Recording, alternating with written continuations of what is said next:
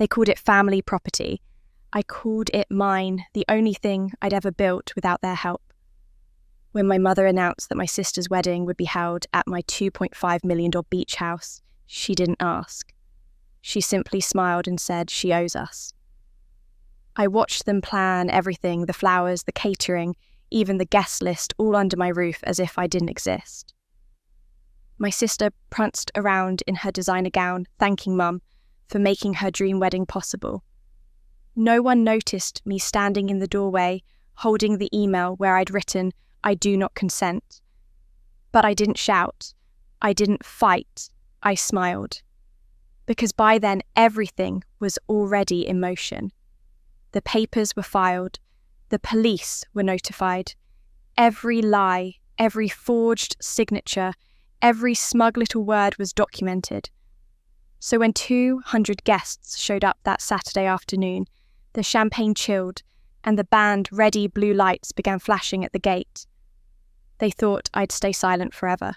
They were about to learn how dangerous silence can be. And trust me, the wedding wasn't the only thing that got ruined that day. My name is Rachel Hayes. I'm 36 years old and I work as an investment advisor in San Diego. It's not a glamorous job, but it's steady, quiet, and honest, just like me. I've spent most of my adult life building stability out of the chaos I grew up in.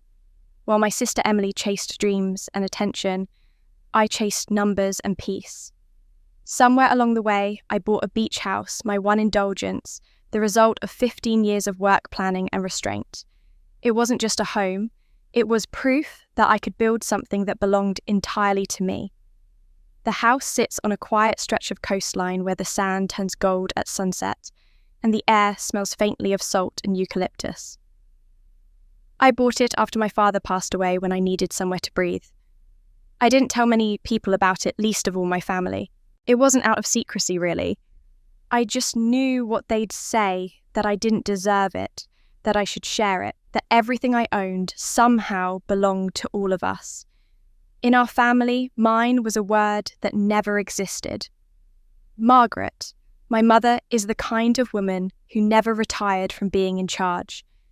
She's elegant, sharp-tongued, and still believes that control equals love. Emily, my younger sister, inherited her smile and her confidence, but none of her caution. She's beautiful, impulsive, and used to being the centre of every room. Together, they're a force I've never been able to stand up to without feeling guilty. For most of my life, I played the role they wrote for me, the quiet one, the responsible one, the good daughter who kept things running smoothly in the background. So when I drove down to my mother's house that Sunday evening for dinner, I had no reason to expect anything unusual. The sky was turning the colour of bruised plums and the air had that cool edge of early spring. I parked beside Mum's rose bushes, she always keeps them perfectly trimmed, and took a deep breath before walking in. Family dinners with the Hayes women always felt like interviews I hadn't prepared for. The moment I stepped inside, Emily squealed and ran to hug me.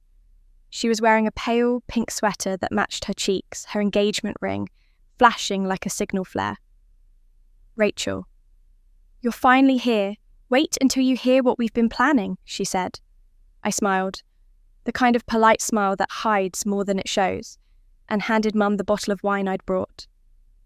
Dinner was already set: roast chicken, mashed potatoes, and the lemon pie that used to be Dad's favourite.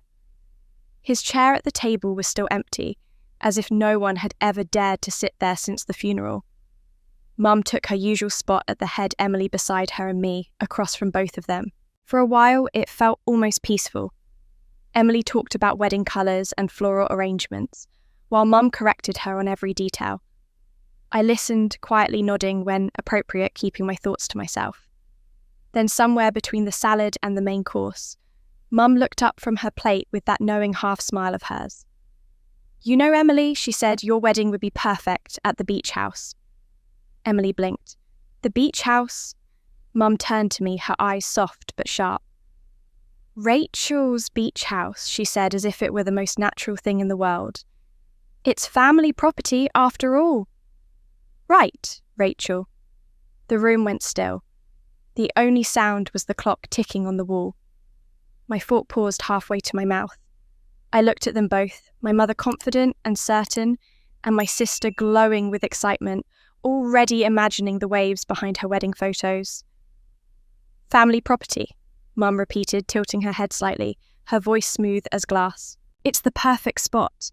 Plenty of space for guests, lovely view, good for photos. You're not really using it much anyway, are you? Emily clasped her hands together. Oh, that would be incredible, a beach wedding.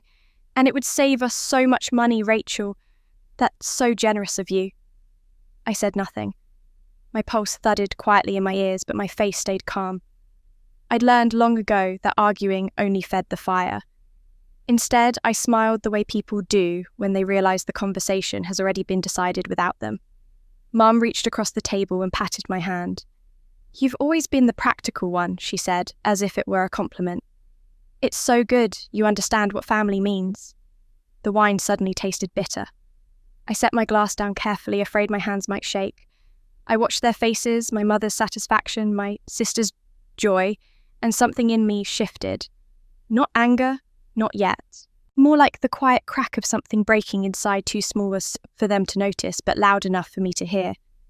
I smiled again, slow and deliberate. The beach house, I repeated softly as if tasting the words. Mum nodded, pleased. Yes, dear. Emily's wedding at your beach house. It's settled. I looked out the window where the evening light had turned the sky to gold, and for the first time I didn't feel small or silenced. I felt something colder, steadier rising beneath my ribs. I didn't argue, I didn't protest. I just smiled, because sometimes silence isn't surrender, it's preparation. And that night, I started to plan. I remember driving home after that dinner, the night air still warm from the ocean, the radio low enough to hear the quiet inside my own chest. The world outside my windshield was calm, but my thoughts were not. For 36 years, I had learned to keep the peace, to hold my tongue, to carry the weight no one else would. That night, something inside me began to question what peace really meant. Maybe it wasn't peace at all. Maybe it was just silence disguised as duty. My mother's words, family, shares everything kept replaying in my mind. I'd heard them my entire life, like a hymn only she believed in. It was the family motto whenever she wanted something that didn't belong to her. As a child, it sounded noble. As an adult, it sounded like ownership. The next morning, I made coffee and sat by the window overlooking the sea. The horizon was flat and endless, the water shifting shades of grey-blue. Normally, it calmed me. But that day, it only made me think of how easily people could take what was steady and turn it into chaos. I tried to imagine my sister's wedding, hear tents on the sand music blaring, people laughing in the house I built out of my own exhaustion and effort. The thought made my chest tighten. My mother and sister had always seen my success as a resource, not as a life. When I got my first promotion, Mum said, "Now you can finally help Emily with her student loans."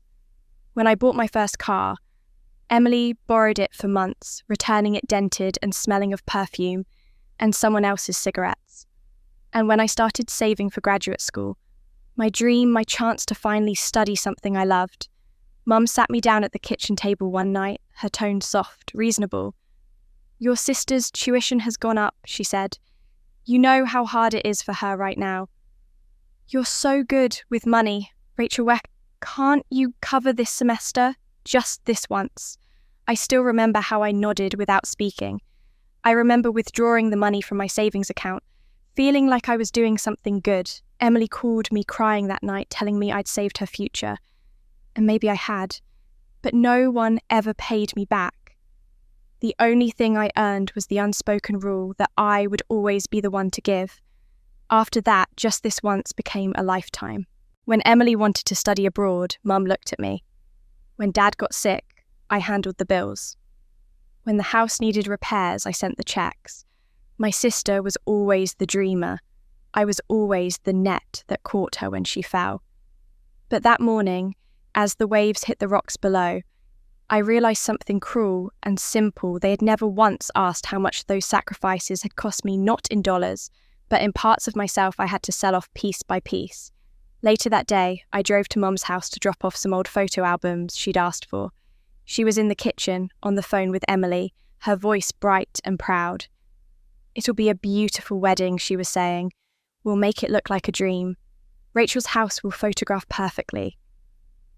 I stood there for a second, watching her back as she stirred her tea perfectly, calm perfectly, sure. When she hung up, she turned to me and smiled as if nothing had happened. "Oh, Rachel, thank you for bringing those," she said. "You know, I've been thinking it would be lovely if you helped coordinate the catering. You're so organised." Something about that tone, sweet but expectant, set something off in me. "Mum," I said quietly, "you didn't ask if I wanted the wedding here." She blinked as though I'd spoken in another language. "Well, why wouldn't you?" she said. "It's family. Family shares." I wanted to ask if she remembered saying that when I was 15, when Emily broke my favourite necklace, and Mum said family shares. Or when I came home from college one summer to find my old room turned into Emily's art studio family shares.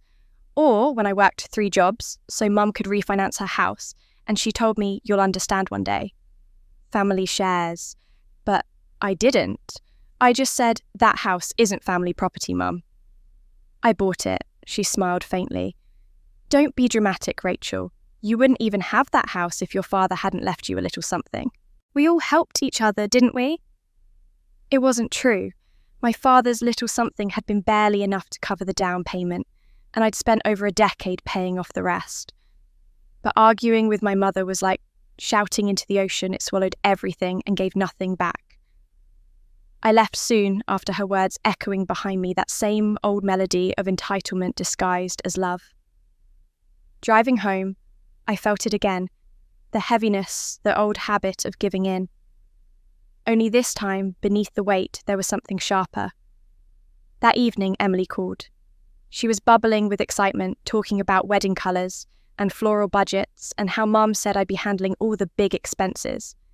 I listened quietly, the same way I always did, until she said, "It's so nice of you to host Rach. It means a lot. You've always been the dependable one." The dependable one. That phrase hit like a stone. It wasn't meant as an insult, but it landed like one. Dependable meant predictable. Predictable meant safe. Safe meant easy to take advantage of. After she hung up, I sat on the couch staring at the framed picture of our family on the mantel. It was taken years ago before Dad died.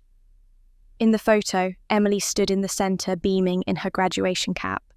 Mum's hand was on her shoulder, proud and glowing. I was in the back, holding Dad's hand half hidden behind his arm. I hadn't noticed that before. Somehow it felt symbolic. I realised then that I had been invisible by design. It was easier for everyone that way. My silence kept the peace. My sacrifices made things run smoothly. My quiet endurance was their comfort. But maybe peace built on silence wasn't peace at all. Maybe it was submission. That night, as the house settled into its usual stillness, I sat at my kitchen table with a notepad and pen. I started listing everything I had ever given up the MBA, the car, the loans, the house repairs, the hours, the holidays spent fixing other people's messes. The list grew longer than I expected. And then, underneath it, I wrote one line in careful, steady letters. What have they ever given back? The answer was as quiet as the tide outside my window. Nothing. For the first time in my life, I felt something fierce and clear beneath the surface of all that calm. It wasn't bitterness, it was awakening. A quiet understanding that I was done being the dependable one, the background character in a story I was funding but not living. I folded the paper and slipped it into a drawer. The ocean outside roared softly against the rocks like an applause from the dark. I stood by the window feeling the cool glass under my fingertips. Not this time, I whispered to myself. The words lingered long after I said them, circling my thoughts like a tide that refused to pull back. For most of my life, I'd been the one to give in, the one to stay quiet. But that night, something inside me shifted. It wasn't anger, yet just a stillness that felt new, like a door I hadn't opened before. Over the next few days, I moved through my routines in a fog. I worked, answered calls, smiled at clients, but Part of me was somewhere else, turning over memories I tried to bury. My father's voice kept rising through them, calm and steady. "You're strong, Rachel. You don't break when the wind changes." Back then, I thought he was proud of me for being quiet. Now I wondered if he'd been warning me if maybe strength wasn't the same as silence. My father understood me in ways my mother never did. He used to sit beside me in the evenings, both of us reading in comfortable stillness. He'd say, "You think before you speak, and that's rare. Don't let anyone make you feel small for it." I didn't realize how much I depended on those words until he was gone. After he died, everything changed. Margaret didn't just take control. She filled every space he left behind. She decided what to do with his business, his accounts, even his memory. The house became a shrine to her version of him, his photos arranged just so his journals tucked away, where no one could touch them. If I asked about them, she'd say, "I'll handle it." And she did until he no longer felt like ours at all. I remember the day of his funeral more vividly than I wish I did. Emily was wailing beside the casket. Mum stood tall and composed, and I just stood there. My throat was burning, but no tears came. Mum's hand gripped my arm, hard enough to hurt. "At least pretend to feel something," she hissed. That was the moment I learned what my silence looked like to her coldness, not pain. After that, she never let me forget it. "You're too distant, Rachel," she'd say whenever I didn't react the way she wanted. "You could learn from your sister. She knows how to make people love her." Emily was sunshine and charm, the daughter who cried and laughed loudly, who needed rescuing and was loved for it. I was the shadow she stood in front of. When Dad died, Emily dropped out of college to grieve. She painted, she wrote poetry, she slept through mornings. Mum called her sensitive. I picked up extra work, handled the bills, kept the house running. Mum called me dependable. I didn't realise those words were cages until much later. Even now, I kept visiting my mother out of duty more than love. I tell myself I was being a good daughter, but deep down, I hoped for something else. A moment of recognition, maybe a thank you. It never came. Every visit felt the same, Mum bragging about Emily, asking me to fix something, then saying, "You don't visit enough." The last time I'd been there before the wedding conversation, she was rearranging her living room, placing Dad's urn higher, surrounded by Emily's photos. I'd brought her groceries. She didn't look up when she said, "Emily calls every week, you know." I remember smiling thinly, biting back the truth that Emily called to ask for money, and I was the one who sent it. Back home, I sat by the window and stared at the ocean. It was the one place that ever made sense to me, constant, honest, indifferent. The waves didn't ask. They didn't take. They just were. I envied that. I thought about all the years I'd accepted my mother's version of love, how she used words like family and sacrifice to disguise ownership. Maybe I'd been complicit in it too, mistaking silence for peace. But now that peace was cracking, and through the cracks I could finally see what was underneath resentment, exhaustion, and a faint pulse of defiance. My laptop chimed, pulling me out of my thoughts. I glanced at the screen. The sender's name meant nothing to me, Waveside Events Coordination.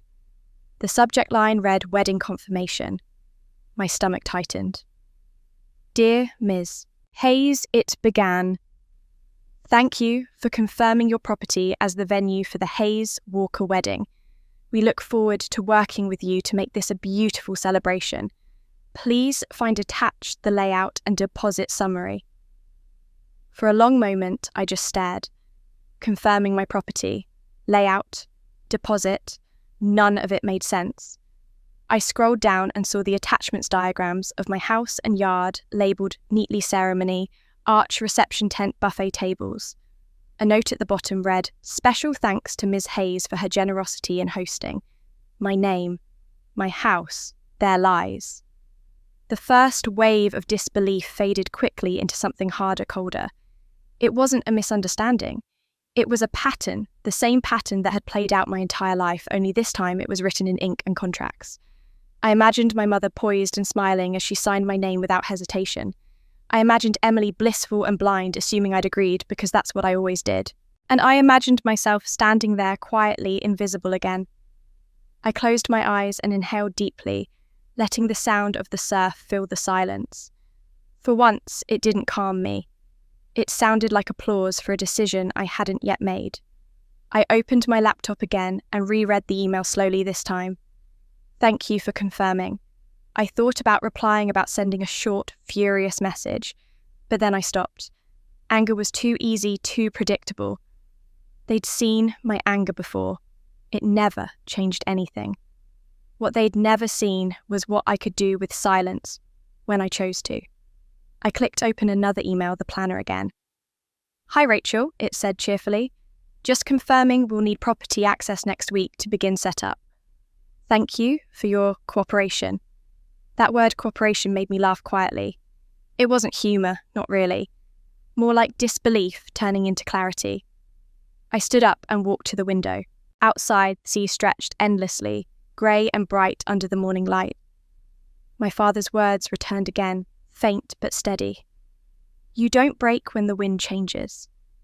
Maybe I didn't break, but maybe it was time to bend the wind back toward me. I pressed my hand against the cool glass and whispered, no, not this time. And for the first time, I meant it. The next morning, I woke up with a strange kind of calm, the kind that settles in right before something irreversible happens. I didn't have a plan yet, not exactly, but I knew I couldn't let this pass. For the first time in my life, I wasn't just reacting to what my family wanted. I was thinking about what I wanted and what I wouldn't allow anymore. The ocean outside my window looked unusually still, like even it was waiting for what came next. I opened my laptop and reread the emails from the wedding planner, scanning them slowly. There was a digital signature, my name forged with unsettling precision. I zoomed in until the pixels blurred. Whoever had done it knew my signature well enough to copy it. That narrowed it down to one person, my mother. She'd handled my paperwork before years ago when she said she was helping with my first mortgage application.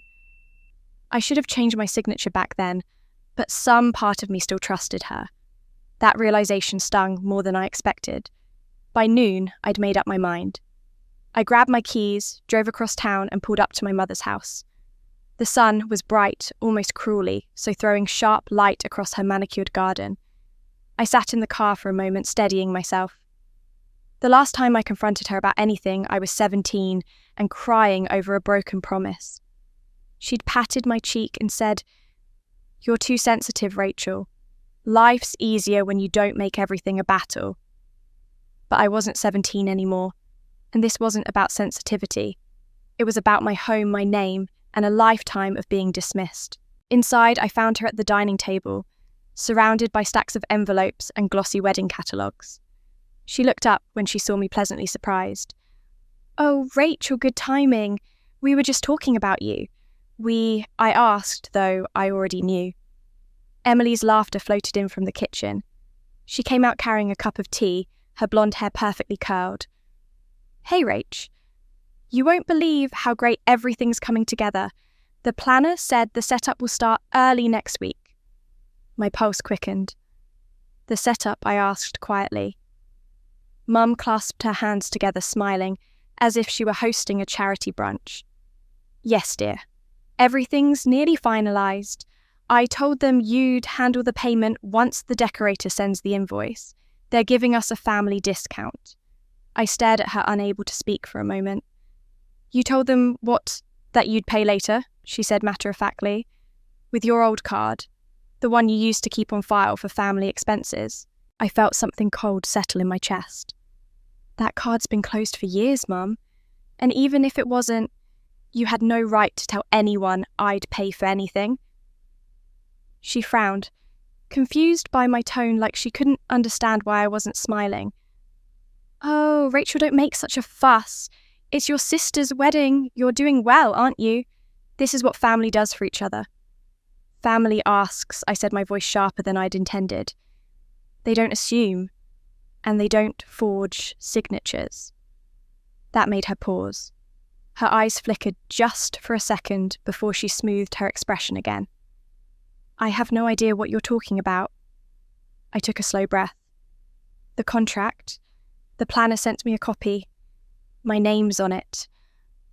Someone signed for me. Emily shifted uneasily. I think you're overreacting, Rach. Mum just wanted to make sure things moved forward. You're always so busy, we didn't want to bother you with the details. You didn't want to bother me with the details of my own house, I said, turning toward her. The one you're using for a wedding, without asking. Her face flushed. You always do this? You make everything about rules and boundaries. God, can't you just be happy for me for once? Something inside me snapped. Happy?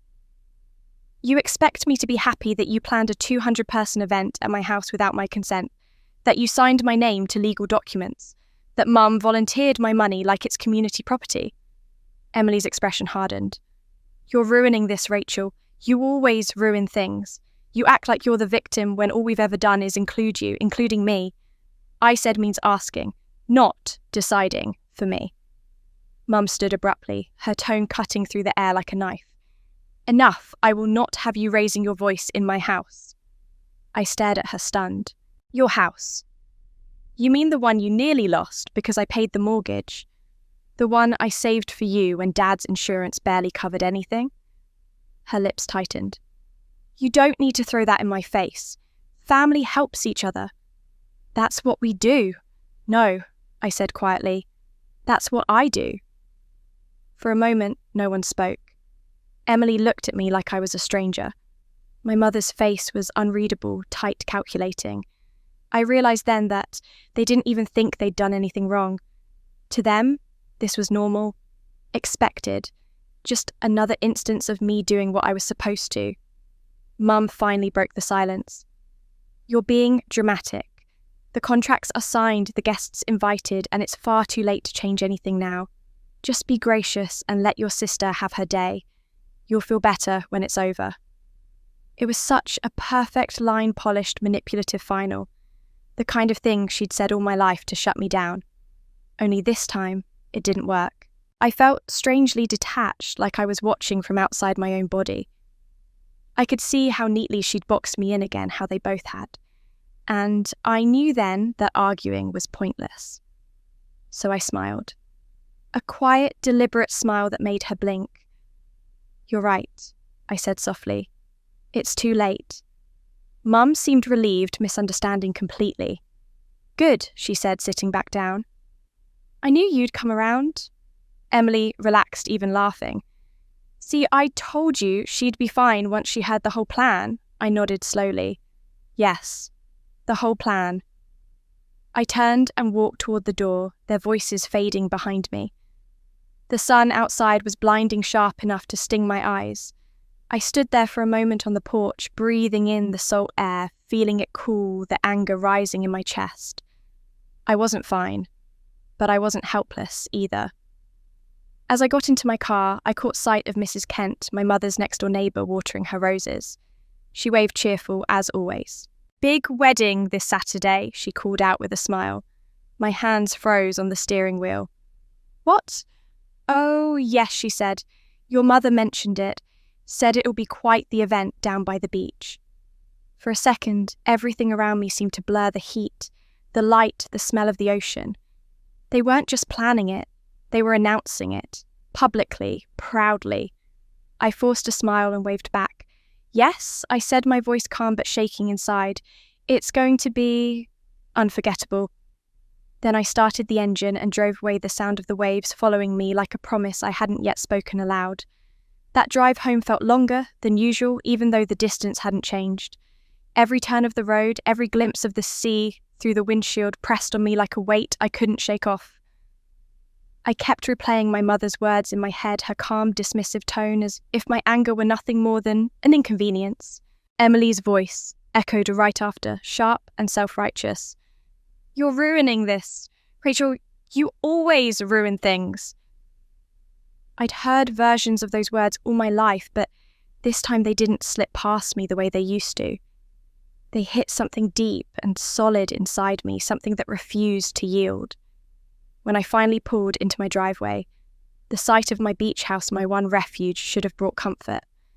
Instead, I saw it differently now. I imagined the people my mother and sister had invited, the strangers, who would soon walk through my doors, laughing, drinking, touching the walls I had painted with my own hands. My home, the place I built out of peace, was about to be turned into their stage. That thought hollowed me out in a way nothing ever had before. I parked and sat in the car for several minutes, my hands gripping the steering wheel. I could still feel the vibration of their voices in my chest, their certainty, their entitlement. For years I had let it pass, told myself it was easier not to fight. But this time, I couldn't convince myself it was harmless. It wasn't about generosity or family anymore. It was about being erased. The next morning, my mother called. I almost didn't answer, but something in me wanted to hear what she would say. "Rachel," she began, her tone brisk, businesslike. "I spoke with the planner this morning. They'll need access to the house by Tuesday." I took a breath. "Mum, we need to talk about this." "Oh, not again," she sighed. "Please don't start another argument. Emily is stressed enough as it is." "It's not an argument," I said evenly. "It's a boundary. I never agreed to this." "You forged my signature." There was a pause, and then she laughed lightly, the way she did when she wanted to make me feel ridiculous. "Oh, stop being dramatic. I didn't forge anything. I just helped things along. You've always been so slow with decisions." I could feel my pulse in my throat. "It's my property, Mum. You don't get to make decisions for me." Her tone hardened. "Don't take that tone with me. I raised you. That house wouldn't even exist if your father hadn't left us that land." "He left it to me," I said quietly. "You know that." "Yes," she said sharply. "And who helped you manage it? Who took care of you when you were too shy to ask for help? You've always been ungrateful, Rachel. Always acting like you're better than everyone." Ungrateful. The word landed like a slap. For a second, I couldn't breathe. It was the same accusation she'd thrown at me my entire life whenever I hesitated to give more, to bend further. It was the word that kept me small. I didn't reply. She took my silence as weakness, as always. "Your sister is getting married, for heaven's sake. It's a joyous time and you're making it all about you. Don't ruin this." Something inside me broke at that. "I'm not ruining anything," I said, my voice trembling. "You are. You and Emily decided what you wanted and didn't care what it cost me. You took what wasn't yours." "Oh, please," she said with a sigh. "You have so much. It's just one day." "One day in my home," I said. "A home you didn't build, didn't pay for, and don't respect." There was another long pause, and then her voice turned cold. "You sound pathetic. Maybe that's why you're alone, Rachel. Maybe if you weren't so difficult to love, you'd have a family of your own instead of clinging to that empty house." That line did it. My throat burned, but I wouldn't give her the satisfaction of hearing me cry. "Goodbye, Mum," I said, and hung up before she could say another word. 10 minutes later, Emily called. I almost ignored it, but my phone kept buzzing. I answered on the third ring. "What Mum just called me," she said, her voice tight with anger. "She's crying, Rachel. She said you yelled at her," and hung up. "What is wrong with you?" "What's wrong?" I said slowly. "Is that you both lied to me." "Lied," she snapped. "We're family. You're acting like we stole from you." "You did," I said. "You stole my choice." Emily laughed, a short, disbelieving sound. "You're unbelievable. You think everything's about you, don't you? Maybe this is why you don't have anyone, because you make everything so transactional." Her words stung, but I refused to let them in. "I'm not doing this, Emily," I said. "You can have your wedding somewhere else." "Oh, for God's sake," she shouted. "Don't ruin this for me like you always do." That was the moment everything went still. The same accusation she'd thrown at me since we were kids, every time I didn't fall in line. "You always ruin things." I hung up without another word. My hands were shaking, but not from fear anymore. From clarity. From exhaustion.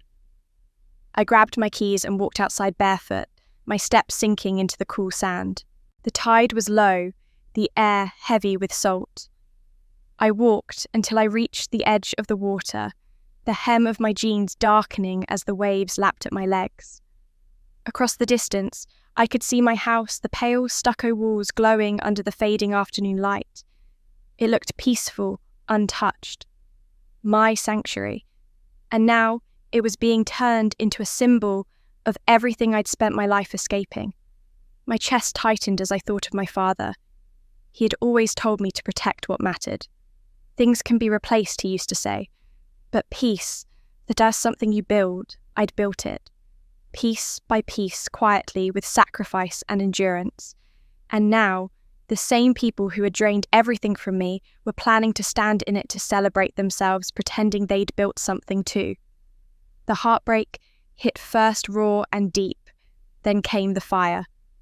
I stood there watching the horizon, my hair whipping in the wind, and I made a decision I didn't even need to say aloud. If they wanted a wedding, they'd have one, but not the one they were expecting. I turned back toward the house, my feet sinking into the sand with each step. The sky had turned to dusky gold, and the sound of the waves grew louder, fiercer, almost as if they agreed with me. "You want a wedding?" I whispered to the sea, to the house, to myself. "You'll get one to remember." The next morning, I woke to the sound of waves breaking against the shore, sharp and rhythmic, like a heartbeat that wouldn't let me rest. I sat up slowly, the events of the past few days pressing down on me.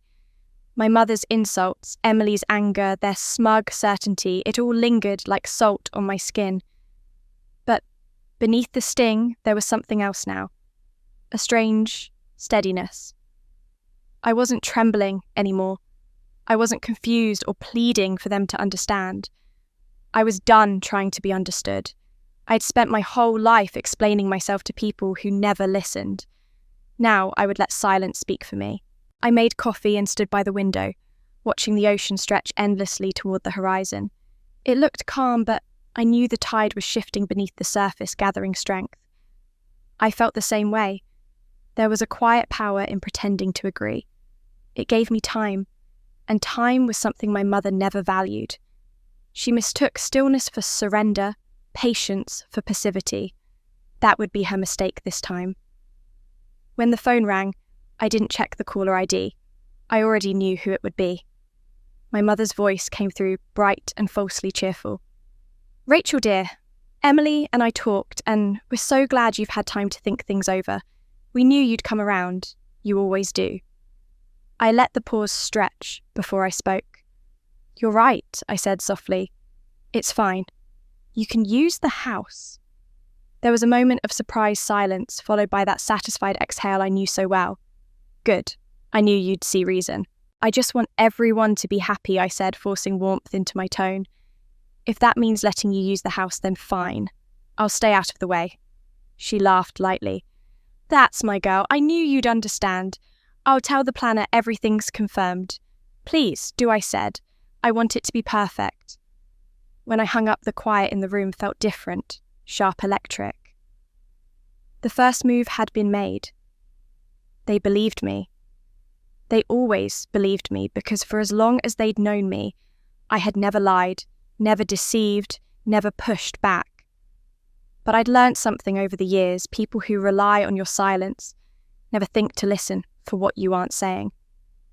That afternoon, I drove into town to meet someone I hadn't spoken to in years, Mr. Collins, my father's old attorney and friend. His office was tucked away in a converted house near the courthouse, the kind of place that smelled faintly of paper and lemon polish. The last time I'd seen him, I was 25 and lost trying to navigate probate papers after my father's death. He'd been kind then, patient, honest, unwilling to let my mother bulldoze me completely. When I walked in, he looked up from his desk and smiled, lines deepening around his eyes. "Rachel Hayes," he said warmly. "I was wondering when I'd see you again. How's life treating you?" "Complicated," I admitted. "I need some advice. About property law and family." He raised an eyebrow. "That sounds familiar. Sit down." I told him everything. Not all the emotions or details, but the facts. The emails, the forged signature, the planned wedding. I watched his expression shift from curiosity to disbelief to quiet anger. When I finished, he leaned back in his chair and let out a slow whistle. That's quite a situation. But don't worry, you're on solid ground here. I just need to know what I can do, I said. I don't want to make a scene. I just want to protect what's mine. He nodded. Of course. Let's start with the basics. The property is under your name only, correct? Yes. It was left to me by my father. He smiled faintly. Your father was a very deliberate man, Rachel. Did you know he wrote me a separate letter before he passed? A personal one, not part of the official will. I never gave it to your mother because it wasn't meant for her. I thought you might want to see it now. My breath caught. He wrote to me. He opened a locked drawer and pulled out a thin envelope, the edges yellowed with time. My name was written on the front in my father's careful handwriting. Seeing it felt like being punched in the chest. I hadn't seen his writing in years. My hands trembled slightly as I took it. I unfolded the paper. The ink had faded a little, but the words were clear. Rachel, I know your mother will have plans and Emily will have expectations. You will feel pulled in every direction but your own. Remember this, the house is yours. Not a gift, not a power, but a recognition. You've always carried the weight no one else would. I wanted to give you something that no one could take away, not even those you love. You're stronger than they know. One day you'll have to prove it. When that time comes, stand firm. I trust you. Love, Dad. I read the words twice, 3 times, until the page blurred. He had known. Somehow he had seen all of this coming even back then. When I looked up, Mr. Collins was watching me kindly. Your father wanted to make sure you had protection.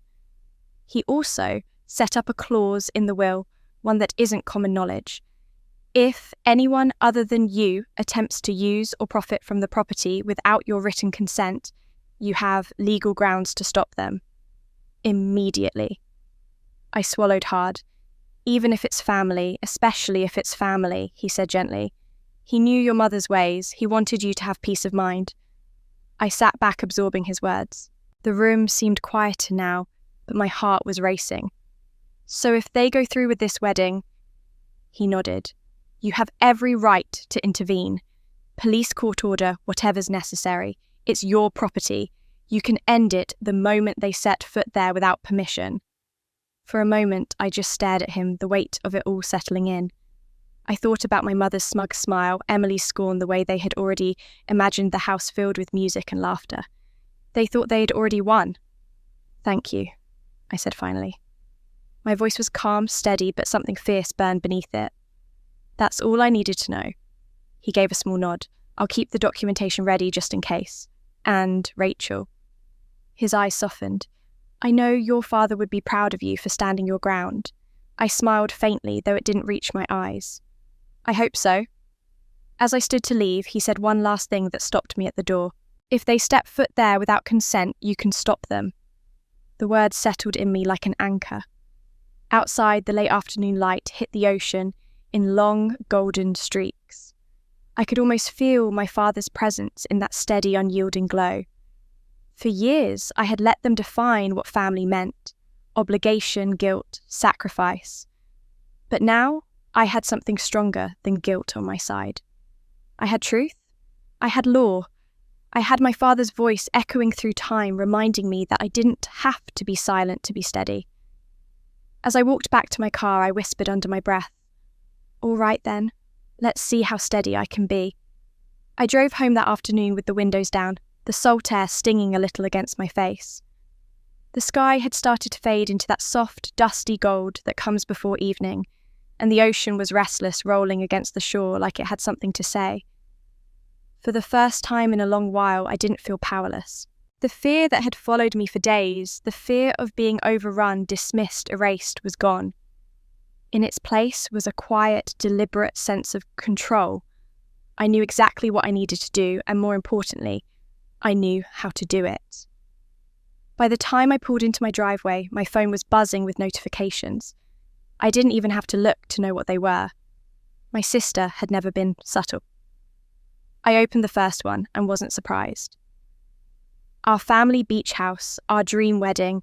Emily had posted the announcement everywhere, tagging vendors' bridal pages, and even the local news outlet. The photo she'd chosen was one I'd taken myself years ago, the house framed by the ocean and morning light, quiet and untouched.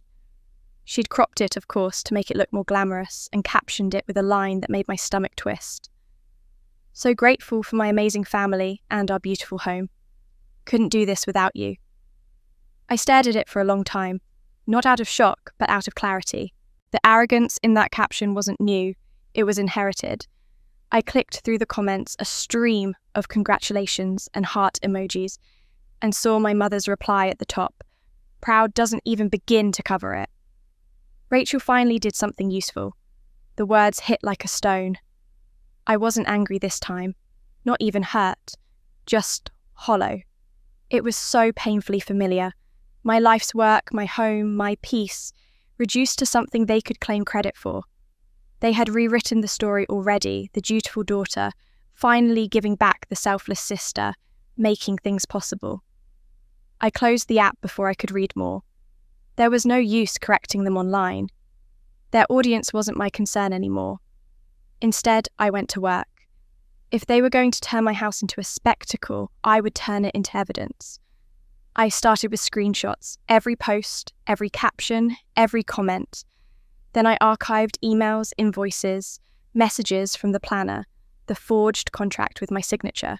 I took photos of my property, the exterior, the interior, the security cameras I'd installed when I first moved in. It was methodical, almost therapeutic, like building a wall brick by brick. The next morning I called the city's event office. The woman who answered sounded cheerful, her voice echoing faintly through the line. I explained carefully but clearly that there had been a misunderstanding about an event permit for my property. I gave her the address and my full name. There was a pause on her end, then the sound of typing. "Yes, we have an application here," she said. "For a private wedding, 200 guests. It's listed under Emily Hayes, with a note from a family representative confirming ownership approval." That note, I said, wasn't from me. I'm the owner. No one has my permission to use that property for any event. The woman hesitated. "You're saying this wasn't authorised by you?" "Not in any way." "All right," she said slowly. "That's a serious issue. We'll flag the permit immediately. It can't proceed without your written approval." "Please put that in writing," I said. "I'll send an email confirmation shortly." When I hung up, I exhaled deeply, a weight lifting from somewhere I hadn't realised it was pressing. It wasn't victory yet, but it was a first step, a quiet reclaiming of my own space. Later that day, my mother called again. I let it ring twice before answering. "Rachel," she began, her tone light and indulgent. "You'll be pleased to know everything's falling into place. The florist came by today. Emily found the most beautiful arrangements. White roses, your father's favourite. Isn't that lovely, Very?" I said. My voice was even calm. "Did you get city approval?"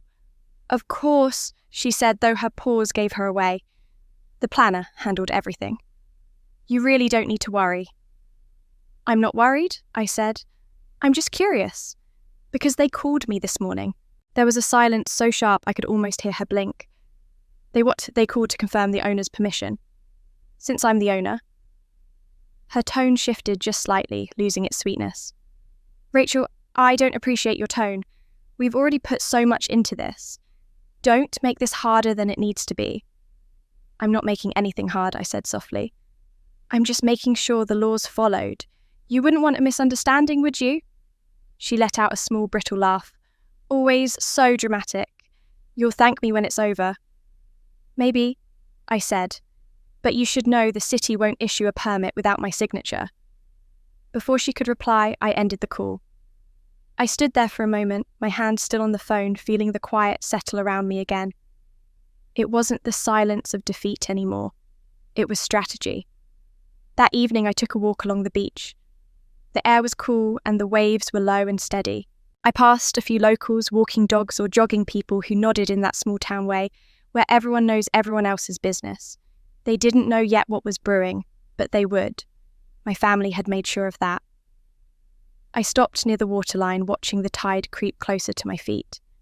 My reflection in the wet sand looked calm, but underneath that calm, I could feel something fierce moving through me. For years, they had taken my quiet for weakness. What they didn't understand was that quiet can be sharp. It can cut deeper than shouting ever could. When I got back home, I found the email waiting in my inbox, just as promised. The subject line read, "Event permit, denied, missing owner's approval." I opened it, my pulse steady, and read the short message. "Dear Ms. Hayes, the application for the private event scheduled at your property has been denied due to lack of verified consent from the legal owner. No activity may proceed on the premises without proper authorization. Please contact our office if further clarification is required." I read it twice, letting each word settle. It was simple, official, irrefutable. The first real crack in their illusion of control. I saved the email, forwarded a copy to myself, and sat back staring at the screen. I imagined my mother's face when the planner called her. I could almost hear her trying to smooth it over, to talk her way out of it, to blame me for confusing the paperwork. She'd do what she always did, lie, manipulate, deflect. But this time, she wasn't dealing with guilt or emotion. She was dealing with law. The waves outside hit the shore harder now, a low, steady rhythm that sounded like applause. For the first time I smiled, not out of joy, but out of certainty. They thought they were winning. They had no idea the storm had already begun. 2 days later, I found out just how right I was. The morning started with an uneasy quiet, the kind of quiet that hums as if something just out of sight is beginning to move. I had woken early, restless, unable to shake the sense that I needed to be somewhere, needed to see something for myself.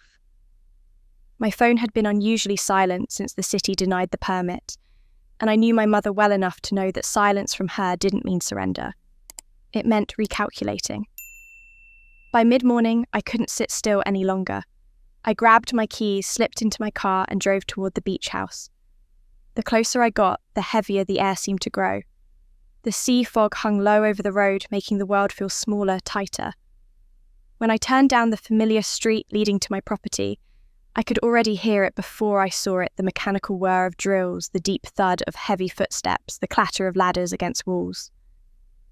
My stomach clenched as I pulled over, just before the driveway. Through the open gate, I could see a white delivery truck parked in front, men unloading crates of chairs, boxes of flowers, and rolls of fabric. I stepped out of my car slowly, almost afraid of what I'd find. Then I saw it, my home, my sanctuary being transformed into something unrecognizable. The front porch was covered in plastic tarps.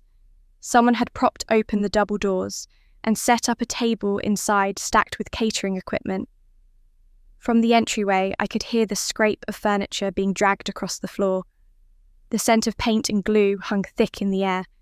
It felt like walking into a stranger's house wearing my skin. I walked up the path, keeping my expression neutral, and caught sight of a woman with a clipboard standing near the doorway. She wore a headset and moved with the confidence of someone who had done this 100 times. The wedding planner, I guessed. She noticed me and smiled distractedly. "Oh, hi there. Are you the florist?" "No," I said quietly. "I'm the owner." She froze, her smile faltering. "Oh, Miss Hayes, miss," I corrected automatically. "And yes." Her eyes widened a little. "Your mum said you were out of town." I let that sink in for a moment before replying, "Did she now?" She nodded quickly, scanning her clipboard. "Yes, she mentioned you'd be away until the wedding day, so she gave us full permission to start early. We're just rearranging a few things to make room for the ceremony setup." Behind her, I could see workers taking down the curtains I'd chosen, rolling up the rug from the living room, stacking my dining chairs in a corner like debris. The sound of hammering came from upstairs. Someone was drilling into a wall.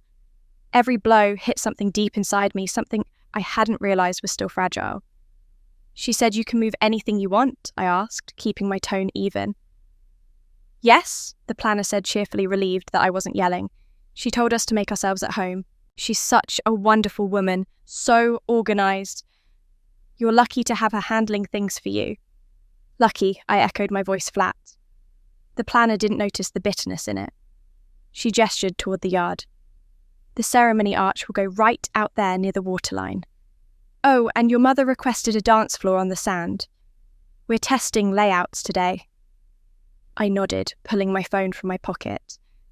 That sounds ambitious. As she turned back to her clipboard, I started recording. Quietly, carefully, I walked through each room, taking slow, deliberate videos. The camera captured the sound of power tools, the scuff marks on my floors, the boxes labelled Hayes Walker Wedding. It caught the strangers laughing as they worked the ladders leaning against my walls, the holes drilled for decorations that weren't mine. In the kitchen, a man was measuring the counter. Where should the champagne bar go? He called to the planner. Anywhere. The homeowner said it's all fine, she replied, her voice carrying easily across the room. I looked around the cabinets. I'd refinished myself the table where I'd eaten breakfast every morning, now covered in glassware and floral foam. It was surreal, like watching someone dismantle your life piece by piece, all while smiling. One of the workers turned to me friendly and oblivious. Big day coming up, huh? Apparently, I said. He grinned. You must be so proud. Not every family gets to have a wedding here. This place is incredible. I wanted to laugh, but it came out as something closer to a breathless sigh.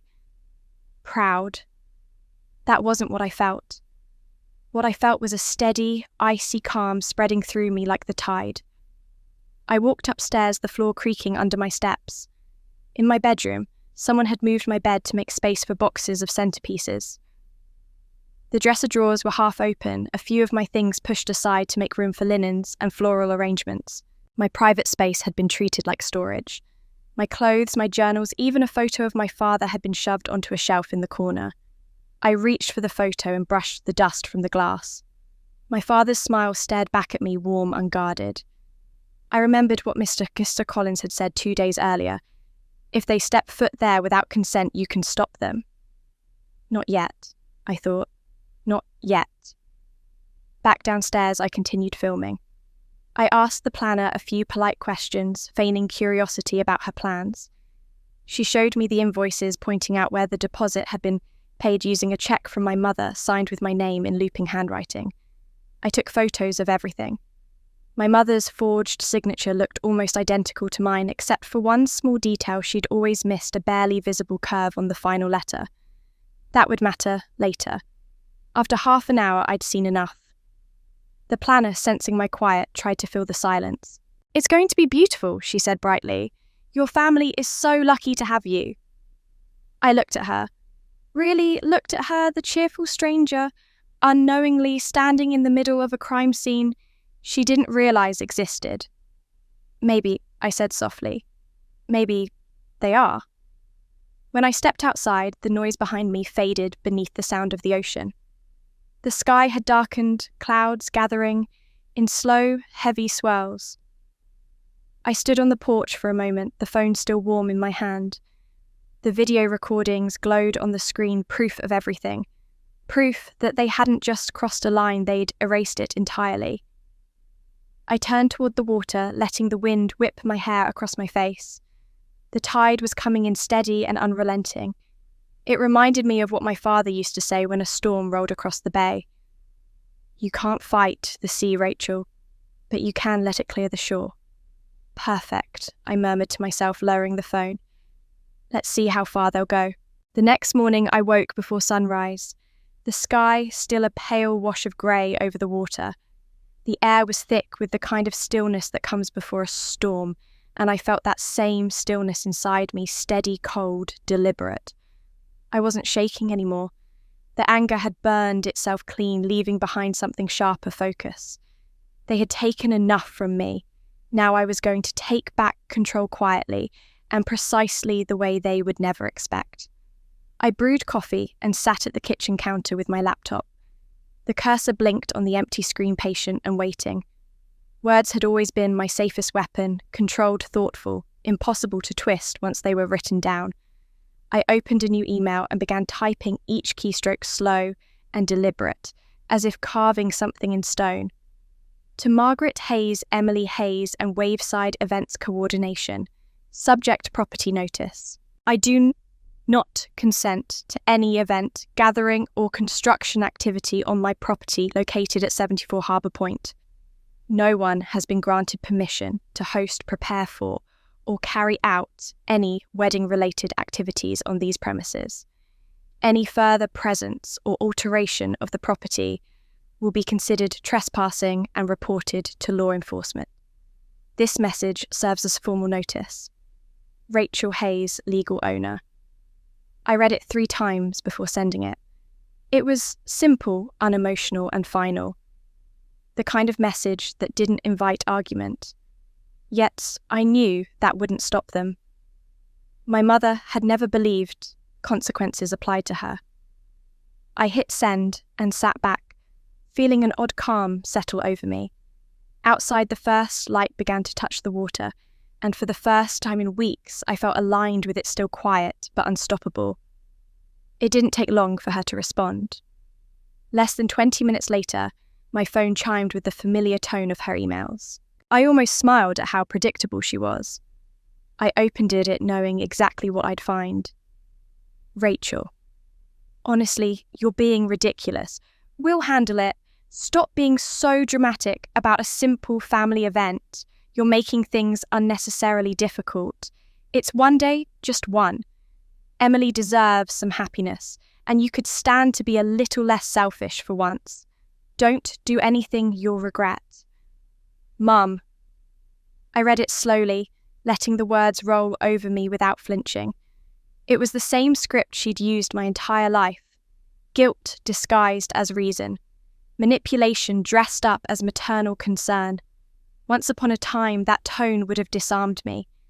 It would have made me question myself, wonder if I really was being unreasonable. But not anymore. The more I read, the clearer I saw her for what she was, an architect of control, building every sentence to keep me exactly where she wanted me, compliant, quiet, ashamed. I didn't reply. I didn't need to.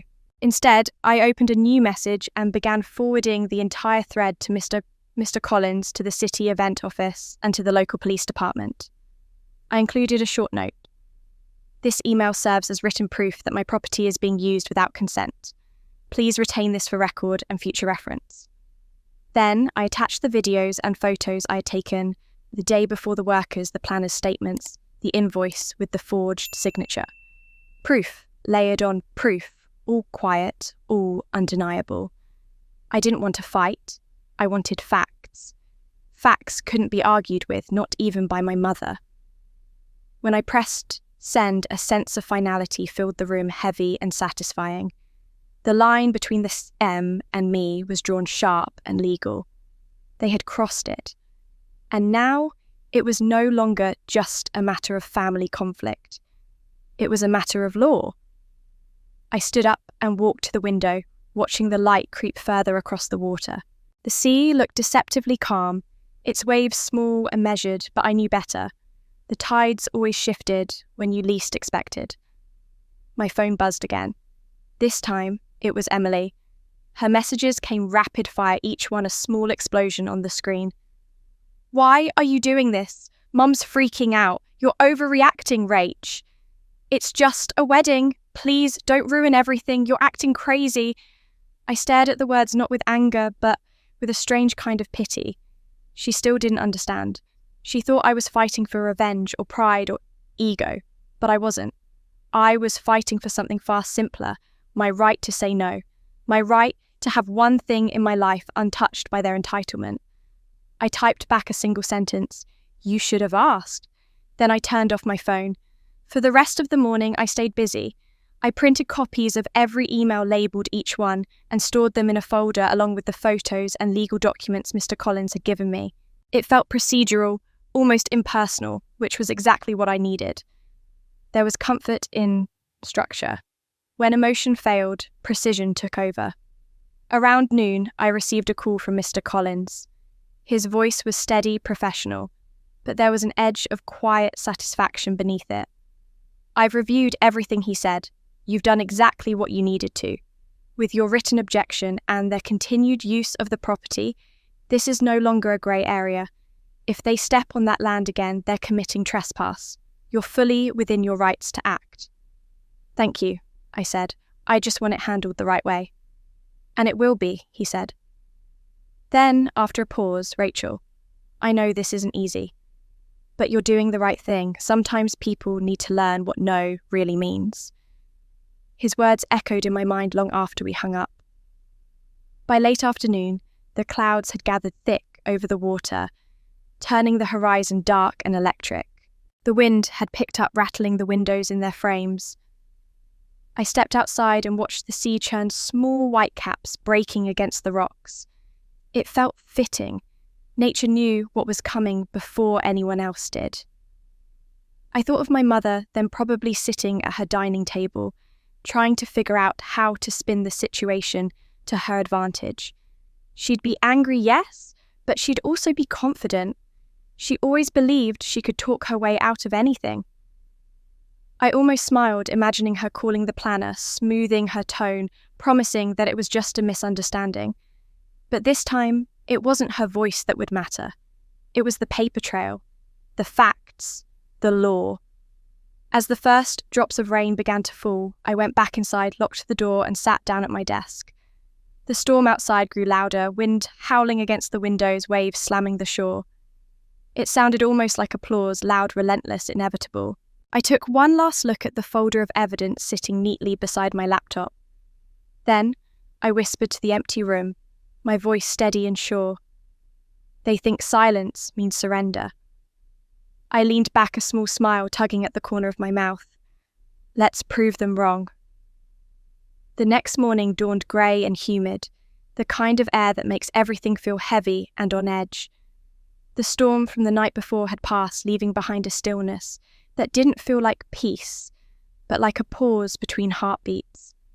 The calm before the storm they didn't yet see coming. I stood at the window with my coffee, watching cars pull into the long driveway. Vans unloaded crates of flowers and catering supplies, and men in crisp shirts carried boxes into my home as if it belonged to them. From a distance, it looked like a celebration in progress, but to me, it looked more like an invasion dressed in ribbons. Every sound, the laughter, the footsteps, the hum of conversation, made me feel like a ghost haunting my own house. By mid-morning, my mother and Emily had arrived. I saw them before they saw me, both radiant with purpose.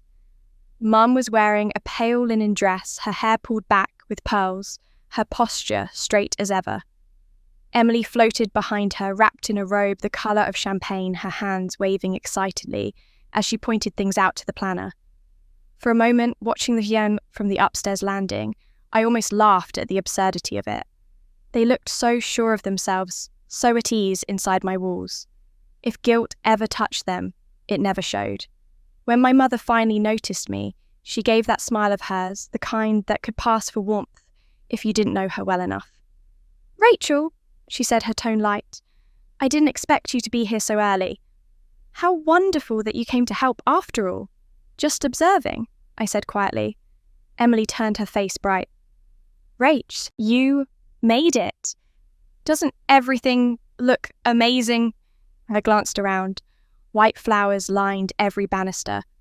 Candles flickered along the windowsills, and the furniture had been rearranged so thoroughly that I barely recognized the rooms. My home had been transformed into a stage, and I was nothing more than the silent audience. "It's certainly something," I said. She laughed, unbothered. "You always were so understated. But you'll see, it's going to be perfect tomorrow." Mum's gaze swept over me, assessing. "You could at least try to look happy for your sister. This is an important day for her." "I'm aware," I said. "Well, you don't have to look so detached," she murmured. "You're part of this family too, even if you like to pretend otherwise." There was nothing left to say to that, so I simply nodded. She took my silence as submission the way she always had and turned away to direct one of the decorators who was fussing with flowers. By noon, the house was crowded. Workers bustled around, guests began trickling in for the rehearsal dinner, and the smell of food filled the air. The house buzzed with the kind of shallow joy that always made me feel out of place. Laughter, chatter, the faint notes of a piano, playing somewhere in the background. It should have been pleasant. But beneath it all, I could feel the tension building, invisible to everyone but me.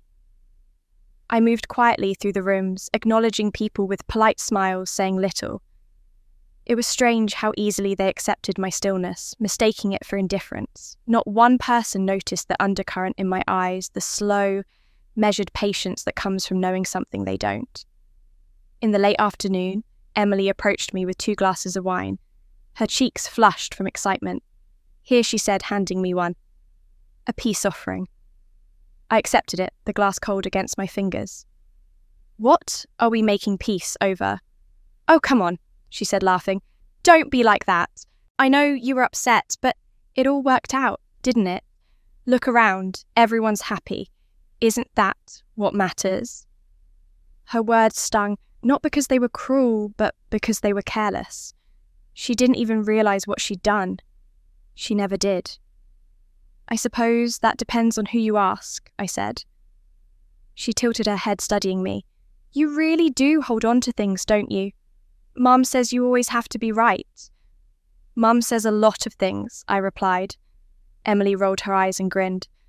"Well, at least you're here. I was worried you'd lock yourself away and sulk." I smiled faintly. "No, I wouldn't miss this for the world." Her laughter rang out genuine and oblivious. "There's my sister. Always so mysterious. Anyway, I have something for you." She reached into her bag and pulled out a small wrapped box. "Consider it a thank you gift for letting us use the place." I took it, unwrapping the silver paper to reveal a delicate bracelet, simple and elegant. "It's lovely," I said honestly. "See," she said brightly. "I knew you'd like it." "I have something for you too," I said, reaching into my purse. I handed her a small box wrapped in pale blue paper. She blinked in surprise. "You didn't have to. I wanted to," I interrupted softly. She tore the paper open and lifted the lid. Inside was a picture frame, silver and simple, empty. For a moment she looked at it, waiting for an explanation that didn't come. Then she laughed, tossing her hair. Typical Rachel, empty and dull.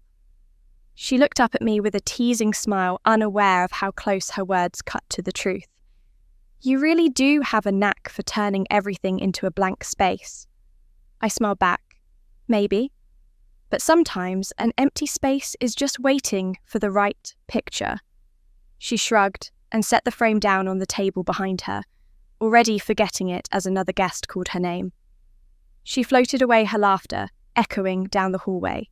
I stood there for a moment, watching her disappear into the crowd. Around me, the house hummed with energy music. Laughter, the faint clinking of glasses. Every inch of my home was alive with their joy. And yet, beneath it all, I could feel something else moving quietly, inevitably. I walked to the window and looked out toward the ocean. The sky was darkening again, the wind rising just enough to make the curtain shift. In the distance, waves broke hard against the shore, white foam cresting like teeth. I thought of my father, of Mr. Collins, of the letter that had reminded me this house was mine. I thought of the calm, deliberate steps that had led me here. They thought I was part of their celebration. They thought my stillness meant surrender. But the truth was, stillness was just strategy. The eye of the storm looks peaceful too, right before everything around it breaks apart. Downstairs, someone called my name, but I didn't answer. I checked the clock on the mantel. Almost 9. The guests would be leaving soon, and by morning, the final act would begin. I could already picture it, the arrival of the guests, the music, the moment my mother would realize that control was slipping from her hands. It wouldn't be loud. It wouldn't be dramatic. It would be quiet and exact, the way justice sometimes is. I turned from the window, the sound of laughter still echoing faintly through the walls.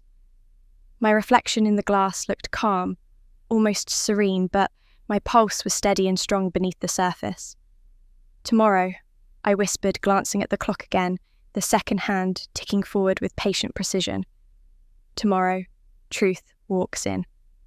Morning came, bright and gold, the kind of morning that fools people into thinking nothing bad could ever happen. The sky stretched wide and endless above the ocean, the waves calm and glittering in the light.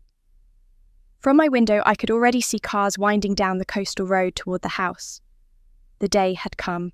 I dressed, simply linen dress, bare feet, no jewellery. I wanted to move unseen to become part of the background. The guests, the photographers, the planners, they were all here for a show. Let them have it. I was just the quiet shadow watching from the wings, waiting for the curtain to fall. By 9 o'clock, the beach house was unrecognisable. White tents rose along the sand, flowers framed the arch near the shore, and tables gleamed beneath the sunlight. Music drifted faintly through the open doors, mingling with laughter and the distant hum of conversation. The house that had once been my refuge now pulsed with noise and movement, filled with people who believed they belonged here. From the upstairs balcony, I watched my mother take her place at the centre of it all. Margaret was radiant, her cream-coloured suit catching the light. Guests surrounded her, drawn to her effortless charm. I could hear her voice carrying above the crowd, smooth and certain. "Our family's legacy stands here," she said, gesturing toward the house with a gracious smile. "This home represents everything we've built together." Her audience nodded, smiling, believing every word. They didn't know the truth that the woman they admired had claimed a legacy she didn't earn. That behind her elegance was a trail of manipulation and quiet theft. I watched her laugh, shake hands, and pose for photographs, her pearl earrings glinting as the cameras clicked. She looked untouchable. Emily stood nearby in a pale silk robe, her hair curled perfectly, her skin glowing. She was surrounded by bridesmaids, their voices rising in waves of laughter. Every now and then she turned toward the ocean, her face softening, her expression pure joy. Watching her, I felt an unexpected ache in my chest. Not anger, but something quieter. Pity, maybe. She didn't realise she was standing in the middle of a lie that was about to unravel. The planner, clipboard in hand, rushed about issuing orders. "We need more flowers by the arch," she called, "and move the chairs 3 inches closer." Workers obeyed, their footsteps thudding across the deck. One man carried a tray of champagne flutes past me, nodding politely. No one questioned my presence. They probably assumed I was just another guest. I leaned against the railing, feeling the wind lift my hair. The view was beautiful, white ribbons, fluttering waves, glittering guests smiling. But there was something brittle beneath it all, a tension humming through the air. The kind of perfection that only exists moments before it breaks. Inside, the noise grew louder as more guests arrived. Music, laughter, the clinking of glasses, it all blended into a sound that should have felt like joy but didn't. Every detail was flawless, the white roses along the banisters, the table set with crystal, the candles waiting to be lit. And yet, all I could think of was how much this place no longer looked like home. My mother caught sight of me through the open doors. Rachel, she called, waving with exaggerated warmth. "Come down. We're taking family pictures." Her voice carried that edge of expectation, the same tone she'd used all my life when she wanted me to play my part. I smiled politely, but didn't move. "I'll be right there," I said, though we both knew I wouldn't. She hesitated just long enough for her smile to stiffen, before she turned back to the photographer, placing a hand on Emily's shoulder. The camera flashed. The perfect family caught forever in a moment of borrowed beauty. I watched from above as the scene unfolded like a play I had seen too many times. My mother spoke to the guests, her hands graceful and sure. "Rachel's always been so helpful," I heard her say. "We're all so proud of her. It's wonderful to have the family together again." I almost laughed. Helpful. That was her word for me. The quiet daughter who never said no, who paid the bills, who fixed the problems, who stayed silent. I turned from the balcony and wandered through the house, taking it in one last time. My gift to Emily, the empty silver picture frame, still sat on the corner table, half hidden behind flowers. The sunlight glinted off its glass, scattering small shards of light across the floor. A frame waiting for its truth. Downstairs, laughter erupted again. Emily's voice carried above the rest. "Rachel's here, somewhere. I think she's probably hiding from the crowd. You know how she is quiet, boring, but harmless." The words stung, not because they were cruel, but because they were true in her mind. I'd spent my life being the harmless one, the one who wouldn't fight back, the one who'd let others take what they wanted because keeping the peace mattered more than being right. But not today. I walked to the window overlooking the garden. The guests were gathering near the arch, now the ceremony minutes away. The ocean stretched endlessly behind them, calm and glittering. A photographer knelt near the sand, calling for everyone to smile. My mother adjusted Emily's veil, her every movement practiced and perfect. I checked my watch. 10:45. The timing was exact. I could feel the shift in the air, the faint tremor before something happens that can't be undone. I thought of Mr. Collins's voice on the phone, calm and certain. If they step foot there without consent, you can stop them. The first notes of music began soft and sweet. Guests turned toward the aisle as Emily appeared radiant, her bouquet trembling slightly in her hands. My mother clasped her arm proudly, leading her forward. Cameras flashed. Laughter rippled through the crowd. And then, faint at first, I heard a sound that didn't belong. It came from far down the coastal road, a low wail carried on the wind. For a moment, I thought I'd imagined it. Then, it grew louder, clearer, the rhythm unmistakable. Sirens. I stepped onto the balcony again, the breeze brushing against my face. The guests hadn't noticed yet. They were too focused on the bride, on the illusion of perfection. But I could see it now, the flicker of red and blue lights winding their way along the shoreline road. I watched as they grew closer, reflections flashing against the glass windows of my house. Somewhere below, someone finally noticed and pointed. Voices murmured confused. The sirens screamed louder, breaking through the music, the laughter, the illusion. For a long moment, I simply stood there, my hands resting lightly on the railing, my heart steady and calm. Then, I smiled. The calm had ended. The sirens grew louder until they weren't background noise anymore, they were the sound of something breaking open. The guests turned their heads in confusion, some shielding their eyes from the glare of the sun as the flashing red and blue lights came into view. The music faltered.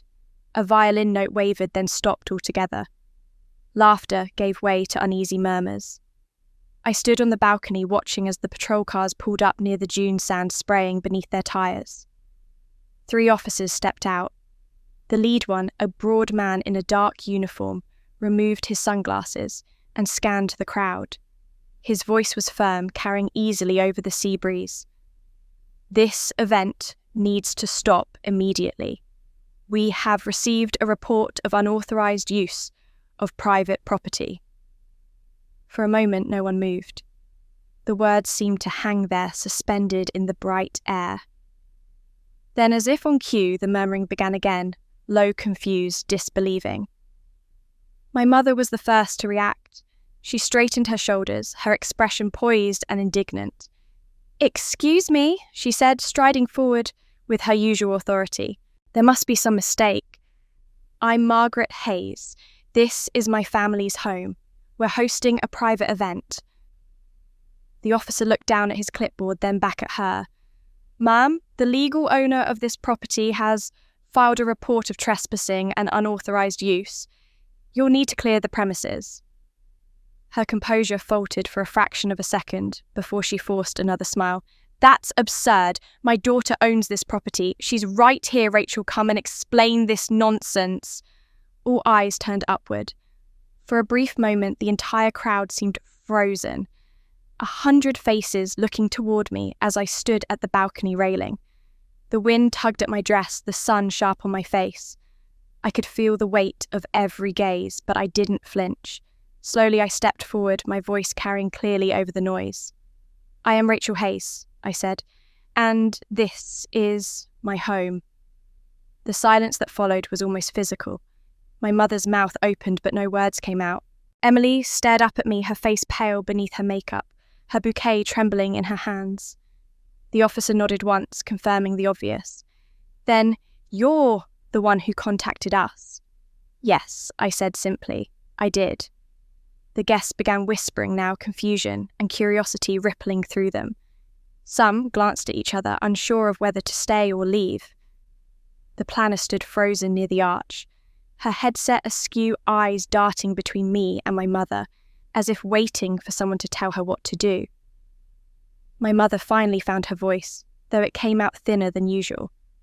Rachel, she began, her tone sweet, but shaking. This is completely unnecessary. We've already discussed this. You said we could use the house. No, I said, my tone even calm. I said you could stop. She blinked as if she hadn't heard correctly. What? I told you in writing that you did not have permission to use my property.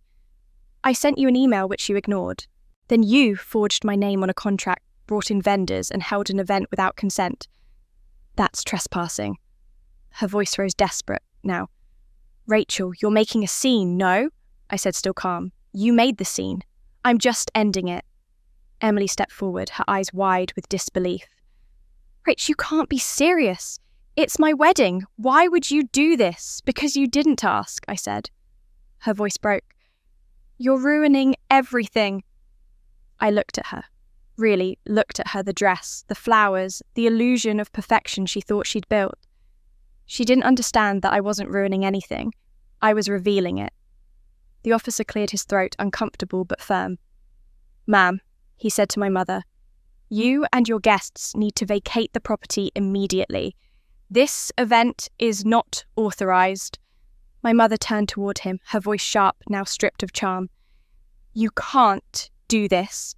This is private land and I'm family. That doesn't give you the right to break the law, he said evenly. We have the owner's report evidence and written correspondence. If you refuse to comply, we'll have to escort you out. She froze her face, shifting through disbelief, anger and finally a flicker of fear. Around her, the crowd began to move, some guests retreating toward their cars, others whispering furiously. The air filled with the rustle of confusion and embarrassment, the kind of sound that comes when something beautiful collapses without warning. I descended the stairs slowly, my footsteps steady on the wood. When I reached the sand, the crowd instinctively parted. My mother stared at me as if I were a stranger. You've humiliated us, she hissed. No, I said softly. You did that yourself. Emily looked from her to me, tears forming in her eyes. I can't believe you do this to me. To your own sister. I met her gaze, my voice calm but unyielding. You did this when you pretended this house was yours to use, when you believed love meant entitlement. She shook her head, backing away as the officers began to speak with the planner, verifying permits and documents. The planner's voice cracked as she stammered explanations showing papers that now meant nothing. I could see my forged signature on the top page, the familiar handwriting mimicked but imperfect. I took the clipboard from her, gently holding it up for everyone to see. This, I said, my voice carrying clearly, is a forgery. My name, my property. My father left it to me, not to them. And I have the documentation to prove it.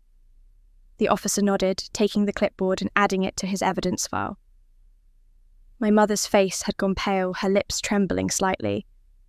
The guests were silent now, watching the scene unfold with the fascination people reserve for disasters they're glad don't belong to them. Emily whispered something to Jason, her voice small and frantic. He looked at her, his expression uncertain, and for a moment I saw it, the first crack in her perfect day. I turned back to her, my tone almost gentle. Emily, I said before you open that wedding gift I gave you, you should know what's inside. She frowned, confused. What are you talking about? The picture frame, I said. It's empty for a reason. I thought you might want to fill it with the truth. Her mouth opened, but no sound came out. The ocean roared behind us, waves slamming against the shore as the officers began ushering people away. My mother tried to speak again, but her voice broke under the weight of her own creation. I turned away from her and looked out at the horizon. The sunlight hit the water in blinding streaks, and for a moment everything felt perfectly still. The truth had finally stepped into the light, and there was no going back. For a long moment after that, the only sound was the wind and the waves breaking against the shore. Guests stood frozen, too stunned to move. The police officers spoke quietly near their patrol cars, writing down notes, while my mother and Emily stared at me like I had just set fire to everything they had built. In a way, I had, but only the parts made of lies. My mother was the first to recover her voice. "You've made your point, Rachel," she said, forcing a brittle laugh. "You've embarrassed me in front of everyone. Is that what you wanted? To humiliate your own family?" I looked at her calmly. "I don't need to humiliate you. You've done that yourself." Her mask cracked, anger rising beneath the polished veneer. "You've gone too far." "No," I said softly. "You did when you forged my name." Her eyes flickered just for an instant, and I knew she understood what was coming. I took a folded stack of papers from my bag, holding them where everyone could see. "This," I said, my voice carrying over the wind, "is what you called the silent contract." Emily frowned, confused. "What is that?" I met her gaze. "A property transfer. Fake, of course. Prepared in secret by your loving mother." My mother's face drained of colour. "You have no idea what you're talking about." "I do," I said evenly. "Mr. Collins, Dad's lawyer, found it when we reviewed the old files. It was drawn up right after Dad's funeral, never filed, but it listed you as the beneficiary of this house. All it needed was my signature. I was 19. You had the papers notarized and you kept them ready in case you could convince me to sign. Only I never did." Gasps rippled through the crowd. My mother tried to speak, but I didn't give her the chance. "That's what this has always been about, hasn't it? Control. You could never stand the idea that Dad left something just to me. You couldn't let me have anything that didn't run through you first." Her voice broke. "I was protecting the family. You never understood responsibility." "I understood it too well," I said sharply. "I paid your bills. I paid Emily's tuition. I gave up my own life to keep this family afloat. You called that responsibility when it suited you, and selfishness when it didn't." She opened her mouth again, but this time it was Emily who spoke. "Mum," she said softly, "is this true?" "Of course not," my mother snapped. "She's twisting everything." Emily looked at me, her eyes wide and wet.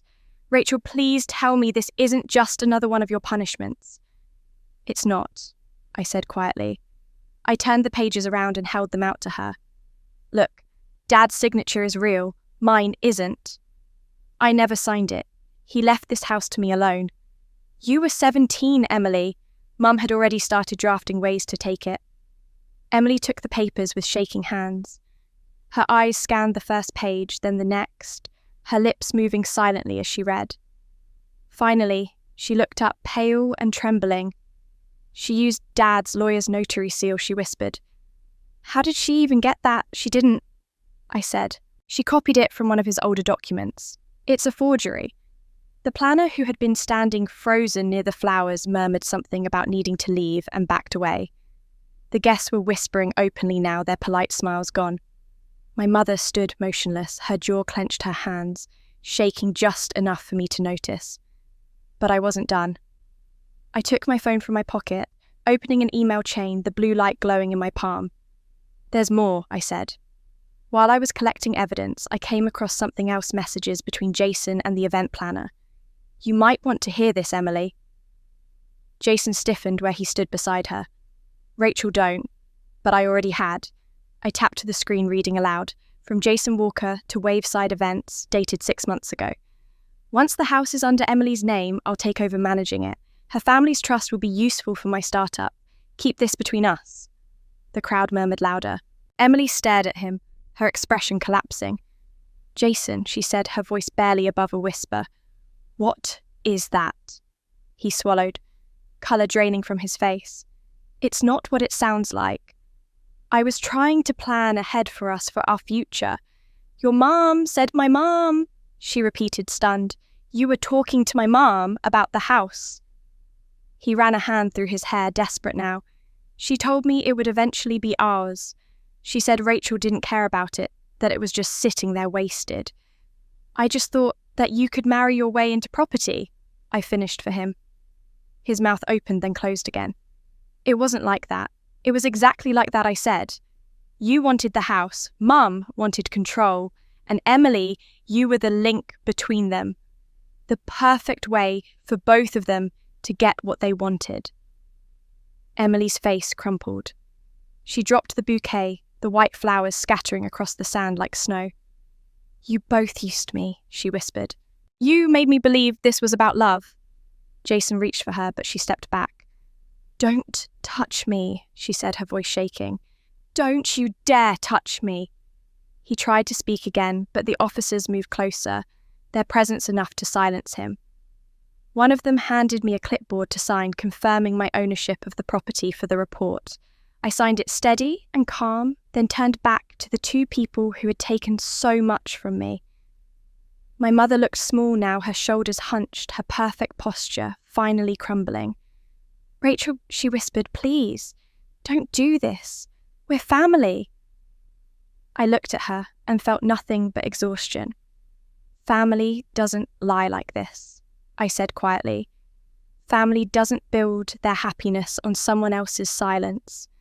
She reached out as if to touch my arm, but I stepped her back. You built this on lies, I said, my voice clear and final. I'm just tearing down the walls. The crowd was completely silent now. The only sound, the steady crash of waves and the faint cry of seagulls overhead. Jason turned and walked toward the parking lot. Without another word, his shoulders slumped, his perfect suit wrinkled by the wind. Emily stood alone, her white dress torn slightly at the hem, staring down at the papers still clutched in her hands. I turned away, the sunlight bright on my face. For the first time in years, the air around me felt light, like the weight of generations had finally lifted. Behind me, my mother's voice broke thin and trembling. Rachel, where are you going? I didn't look back. Home, I said. For once, it's finally mine. The next morning, the world knew everything. My phone buzzed non-stop before I even got out of bed. Texts, missed calls, news alerts, each one a reminder that silence was no longer an option. I sat up slowly, sunlight pouring across the floor of my now empty beach house, and reached for my phone. The first notification that caught my eye made me still unauthorized wedding scandal at Hayes Beach House. Family drama turns legal. The article's thumbnail showed my house surrounded by police cars and bewildered guests in formal wear, their faces blurred but their shock unmistakable. The headline alone would have been enough, but the opening paragraph sealed it. Sources confirm that homeowner Rachel Hayes, 36, interrupted her sister's wedding after discovering forged contracts and property misuse by her family. I didn't feel triumph. Not exactly. What I felt was something colder, quieter, like standing in the aftermath of a storm, the wreckage glistening under clear light. Everything was over, but the damage was still being counted. By noon, every major outlet had picked up the story. Some focused on the spectacle bride's big day ends in arrest threats, while others went deeper inheritance fraud allegations. Rock prominent Hayes family. Reporters called it a real-life soap opera. They used words like betrayal, greed, humiliation. They didn't know how much those words cost to live through. I spent the day avoiding my phone, walking through the rooms that finally felt like mine again. The scent of lilies still lingered faintly from the abandoned decorations. A few ribbons fluttered in the sea breeze near the windows. The house was quiet now, except for the ocean, a rhythm that felt like breathing. By late afternoon, Mr. Collins called. His voice was steady, professional, but I could hear the faint edge of approval beneath it. Rachel, he said, it's all unfolding just as we expected. The county investigator contacted me this morning. Your mother's accounts have been frozen pending review. Apparently, there were some irregular transfers connected to your father's old trust.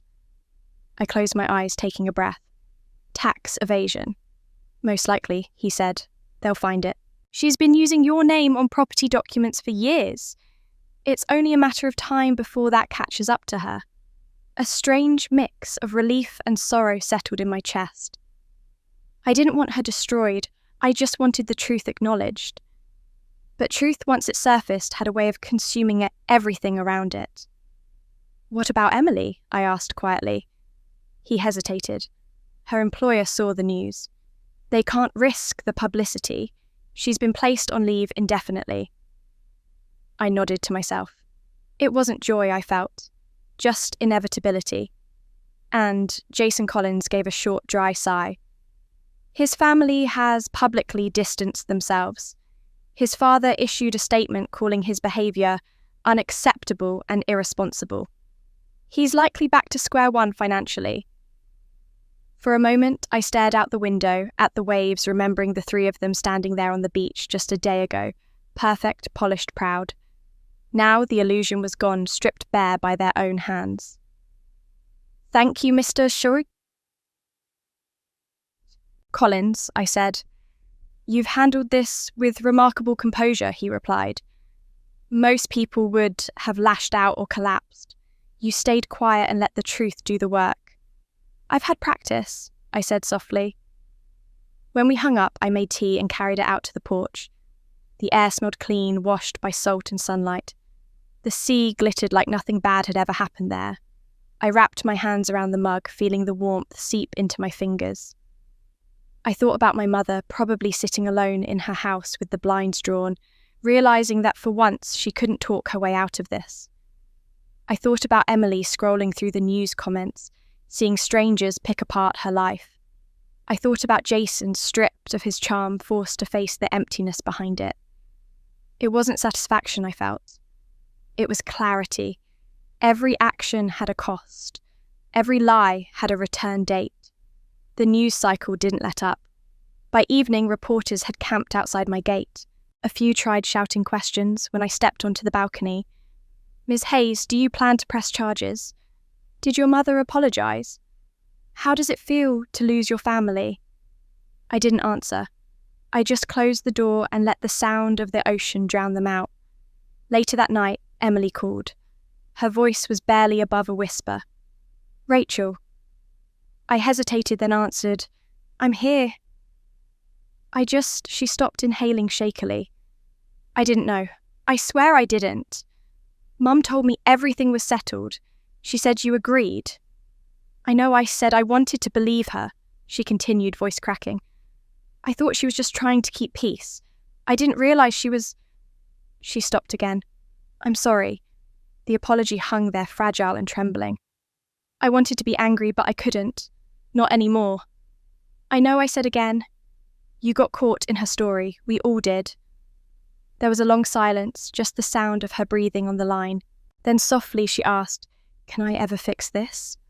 I looked out at the moonlight rippling across the water. "Not yet," I said, "but maybe one day." When the call ended, I sat in the quiet for a while, the tea long gone cold beside me. The house felt lighter. Somehow, the walls no longer heavy with secrets. The next morning came with new headlines. "Tax fraud investigation expands Hayes family finances." Under "Review, wedding scandal turns legal drama." I scrolled through them briefly, then shut my laptop. The story had taken on a life of its own. I didn't need to feed it anymore. I spent the rest of the morning cleaning, collecting the last of the forgotten wedding debris, folding tablecloths, discarding wilted flowers. Every sweep of the broom felt like reclaiming something small but real. By early afternoon, the house was spotless again. Peaceful. Mine. I was standing by the kitchen window when I heard the knock. Firm but polite, not the impatient pounding of a reporter. I hesitated, then opened the door. A man in his early 40s stood there, neatly dressed, a briefcase in hand. His smile was professional but not insincere. "Ms. Hayes?" he asked. "Yes." He extended a business card. "My name is David Levinson. I represent a publishing house in New York." I looked down at the card, then back at him. "And what do you want with me?" He smiled faintly. "We've been following your story. It's powerful. A woman standing up to her family, to entitlement to silence. We'd like to offer you something, a chance to tell it in your own words." I didn't answer right away. The sea wind blew gently through the doorway, carrying the scent of salt and something new, something open-ended. For the first time, I realized the story wasn't over. It was just changing hands. It took me 3 months to decide to sell the beach house. 3 months of waking up to the sound of the ocean, walking barefoot along the same stretch of sand my father once loved, and feeling the quiet grow louder every day. The house was beautiful still, but it no longer felt like a home, it felt like a monument. And I'd spent enough of my life living inside my family's monuments, carrying their weight. The decision wasn't impulsive. I met with realtors, accountants, and lawyers, reviewed every paper, and took my time. When the offer came, an even $2.5 million from a couple who'd fallen in love with the view, I accepted. I didn't cry when I signed the documents. I thought I would. But instead, there was only stillness. It wasn't loss. This time, it was release. A week later, the money arrived in my account. I sat at my kitchen table, staring at the numbers on the screen, feeling both proud and strange. That house had been my father's last gift to me. But it had also been the battleground where everything I loved about him was twisted and claimed by others. Holding on to it had kept me tied to the pain. Letting it go felt like stepping into sunlight after years indoors. The next day, I called a local nonprofit that supported women starting over, those leaving abusive homes, rebuilding after financial ruin, or simply trying to find a new beginning. I'd like to make a donation, I told them. A substantial one. When the woman on the other end asked if I wanted my name attached, I said no. It wasn't about legacy or recognition. It was about letting something good come from all the wreckage. After the sale, I rented a small apartment near Monterey. Nothing extravagant, just a quiet place with tall windows and light that filled the rooms in the afternoon. For the first time in my adult life, I lived without reminders of anyone else's story. No inherited furniture. No family portraits. No ghosts. I spent my days reading, walking by the ocean and writing. Not for the book offer, though I'd eventually take it, but for myself. Writing was a way to untangle everything, to name what had gone unspoken for too long. The act of putting things on paper made the chaos make sense. Sometimes I'd stop mid-sentence and just breathe, realizing I was finally safe enough to remember without flinching. One afternoon, I sat by the window with my notebook open and realized how quiet my thoughts had become. The bitterness that used to colour every memory had faded. In its place was a kind of gentle understanding, not forgiveness exactly, but clarity. My mother had been shaped by her own fears, her own desperation to control what she couldn't bear to lose. Emily had been moulded by that same force. We were all in different ways victims of the same story. A soft knock interrupted my thoughts. The mail carrier had left a small stack of envelopes by the door. I brought them to the table, flipping through bills and advertisements until one caught my eye. It was pale blue, the handwriting neat and familiar, Emily's. My chest tightened. I hesitated before opening it. For a long moment, I just stared at my name written in her looping script. Then, I took a breath and slit it open. The letter was short, simple. Dear Rachel, I don't know if I have the right to ask for your time, but I wanted you to know that I'm sorry. For the things I said, the things I believed, and the things I let happen, because I was too afraid to see the truth. Mum always told me you were cold. She was wrong. You were strong in ways I couldn't understand until I lost everything. I don't expect forgiveness. I just hope you know I finally see you not as the quiet sister, but as the one who survived us. Love, Emily. I folded the letter carefully and set it on the table. I didn't cry. I didn't smile either. It was too soon for either. Forgiveness wasn't something I could summon on command. It would come when it was ready, or maybe it wouldn't. Either way, I was learning to live without needing to resolve everything at once. Outside, the wind picked up, carrying the scent of salt and eucalyptus. The sky was turning orange along the horizon, the kind of sunset that stretched forever. I made a cup of tea and returned to my writing, but the words didn't come easily that evening. The letter lingered in my mind, heavy, but not unbearable. When I finally pushed my notebook aside, I noticed something else at the edge of the table, a plain white envelope I hadn't seen before, tucked beneath the pile of mail. There was no return address, just my name written in a hand I hadn't seen in months. My breath caught. The handwriting was unmistakable. Strong, slanted, controlled. My mother's. I turned it over in my hands, my fingers trembling slightly. For a long moment, I just stared at it, feeling the quiet press in around me. I wasn't sure what I expected: an apology, a justification, a plea, maybe all three. But I didn't open it. Not yet. I set it beside Emily's letter and stared at the two envelopes, lying side by side, the past and its echo. The air outside had gone still again, the kind of stillness that comes right before the tide shifts. I knew that whatever was inside that envelope would change something, even if only in me. I reached for my notebook, flipped to a clean page, and wrote one sentence at the top. Before I open this, I need to remember who I am now. Then, I closed it again and looked back at the envelope. It sat there quiet, waiting. I don't know how long I stared at that envelope before I finally opened it. It was late, the kind of late where the air hums with stillness and even the waves outside sound softer. My apartment was quiet except for the faint ticking of the clock above the stove. The white envelope lay in front of me, and for the first time in months I felt afraid. Not of my mother, not of what she might say, but of what I might finally understand. When I broke the seal, a faint scent of her perfume drifted out, the same one she used to wear when I was a child, something floral, almost old-fashioned. It pulled me back for a moment to mornings when she'd rush around the kitchen, sharp and graceful, her heels clicking against the tile. I'd forgotten how much that smell used to mean comfort before it came to mean control. The letter was handwritten, the ink slightly smudged in places, as if her hand had trembled. Rachel, I doubt you'll read this, but if you do, I hope you'll let me explain before you decide what to think of me. You always believed I was trying to take from you, but the truth is much uglier than greed. It was fear. I've lived most of my life afraid of losing what we had, afraid of being seen for what I'd done, afraid of failing you and your sister the way your father failed me. I paused there, my throat tightening. My father hadn't failed her, not that I knew of.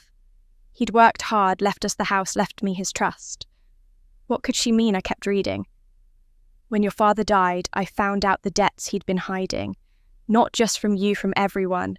Business loans, unpaid taxes, the kind of things that would have destroyed our name if they'd come to light. The only way to protect us, or so I thought, was to act fast to move the money and property before anyone could seize them.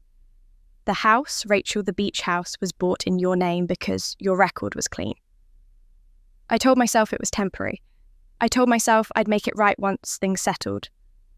I set the paper down and pressed my palm against my chest. My heartbeat felt distant, uneven. My house, my life's work, wasn't built on my success alone. It was built on her deception. I read on. When the bank began asking questions, I panicked. They couldn't touch assets belonging to you, so I leaned on that. When you started to do well, when you rebuilt it into something more beautiful than we'd ever imagined, I felt proud, but I also felt trapped. Every improvement you made reminded me of the lie beneath it. I knew if you ever found out you'd hate me. So I told myself stories, that it was ours, that I had a right to it, that it was family property. It was the only way I could live with what I'd done. I stared at those words for a long time. All those years I'd thought she was motivated by pride, by power. But it wasn't pride, it was shame. Shame so deep it turned her into something cruel. She wasn't trying to take the house from me because she wanted more. She was trying to keep the illusion intact so no one would ever see how much she'd lost. The next paragraph was written more unevenly, the lines crowded together as if she'd written them in haste. When Emily got engaged, I saw an opportunity to fix everything. If the wedding happened there, if it looked like a family celebration, the public story would be set. No one would question ownership. Everyone would believe the house belonged to the family, not to you alone. I told myself it was for Emily, for you, for all of us. But really, it was for me. I couldn't stand the thought of the truth coming out of being the woman who lived off her daughter's name. The wedding was never about love. It was about proving a lie so big that maybe if I believed it long enough, it could become real. My hands trembled as I held the page. The image of that day, the flowers, the laughter, the cameras shifted in my memory. It wasn't just arrogance that made her stand in front of everyone and declare our family's legacy stands here. It was desperation. She wasn't defending a legacy. She was clinging to a story she'd built to keep from falling apart. I read the final line slowly. "You were always stronger than me, Rachel. I used to tell myself your silence was weakness, that your calm meant distance. Now I know it was strength. You saw everything I tried to hide and carried it anyway.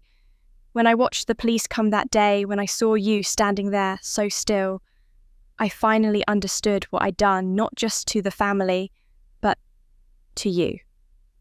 I built my whole life on fear, and I passed that on to both of you. I'm sorry. I can't undo what I've done, but maybe you can build something real from what's left. If nothing else, know this. Everything I did wrong began with love, even when it ended with lies." There was no signature at the bottom, just her name, Margaret Hayes, written carefully, as if she wanted it to look official, even now. I folded the letter and placed it back on the table beside Emily's. For a long time, I sat in silence, the air heavy with the weight of what I'd read. I thought of her sitting alone writing those words, probably terrified that I'd never see her as anything other than a thief. And maybe, for a while, I wouldn't. But part of me, some small, stubborn part, understood her now. My whole life I'd been trying to earn her respect. She'd spent hers trying to earn forgiveness for mistakes she could never admit. We were both prisoners of silence, bound by the same fear of being seen for who we really were. I stood and walked to the window. Outside, the sky had turned a deep, bruised blue, the last edge of daylight fading into the sea. The wind pressed softly against the glass, and I pressed my fingers to it in return, imagining her somewhere far away, perhaps looking at her own reflection and wondering if I'd ever read her words. For years, I'd blamed her for everything, every slight, every betrayal, every wound that shaped me. And she had earned that blame. But now, I saw that behind every manipulative act, there had been something smaller, sadder, more human fear. The kind that doesn't scream but corrodes quietly until there's nothing left but control. I whispered into the stillness, not out of forgiveness, but acknowledgement. "You didn't protect the family, Mum." My voice was steady calm. "You used it." The morning after I read her letter, I woke to the sound of knocking. Not the polite, tentative kind of knock you expect from a stranger, but the slow, uneven rhythm of someone who has nowhere else to go. I already knew who it was before I opened the door. There was a stillness in the air, the kind that settles right before something inevitable happens. When I turned the knob, my mother was standing there. I barely recognised her at first. Margaret Hayes, who once carried herself with the sharp elegance of someone always on display, now looked small. The woman who used to command every room she entered was hunched beneath the weight of her own life. Her hair, once perfectly set, hung loose and grey around her face. The pearls she'd worn to Emily's wedding were gone, replaced by a thin chain that looked borrowed. Her eyes were sunken, tired, but not entirely empty. "Rachel," she said, her voice cracking slightly, "I wasn't sure you'd open the door." I stepped aside without a word. She hesitated before walking in, glancing around the apartment like it was unfamiliar terrain. It probably was. There was nothing for her to manipulate here. No pictures, no heirlooms, no wealth to covet. Just space and quiet. She sank onto the edge of the couch, gripping the armrest with one hand as if afraid it might vanish. "You have a nice place," she said finally, her tone uncertain, like she didn't know how to speak to me anymore. "It's small," I said, "but it's mine." She nodded, looking down at her hands. "I didn't come to ask for anything." "I didn't think you did," I said, though. Part of me wondered if that was true. For a long time, she didn't speak. The silence stretched between us, heavy but not hostile. I could hear the faint hum of traffic outside, the whisper of the ocean beyond it. When she finally looked up, her eyes were wet. They froze everything she said softly. the accounts, the house, the savings. I have nothing left. I nodded once. I know. She flinched at how matter-of-fact my tone was. You think I deserve this, don't you? I think consequences aren't the same as punishment, I said. Her mouth trembled into something like a bitter smile. That sounds like something your father would have said. I didn't answer. She took a breath and leaned forward, and her hands clasped tightly together. Rachel, I was wrong. She said the words, fragile but real. About the house. About everything. I thought I was saving us.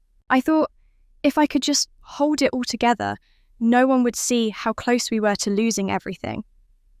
I told myself I was doing it for you and Emily, but I wasn't. I was doing it because I was scared. I didn't know how to be anything but in control. I stayed still, listening. For years I'd imagined this moment, the day she'd admit what she'd done. I thought I'd feel satisfaction or anger or relief, but instead I felt nothing sharp. Just a quiet acceptance, like hearing the end of a story you already knew by heart.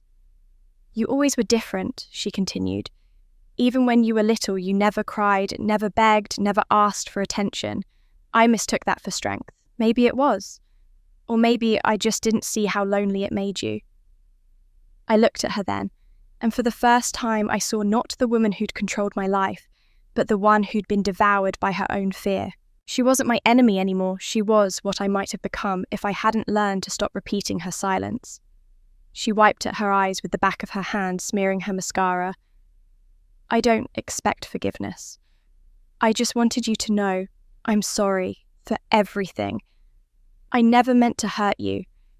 I believed her in a way, maybe not in the words, but in the trembling voice that carried them. She was too tired to lie anymore. I poured her a glass of water and set it on the table.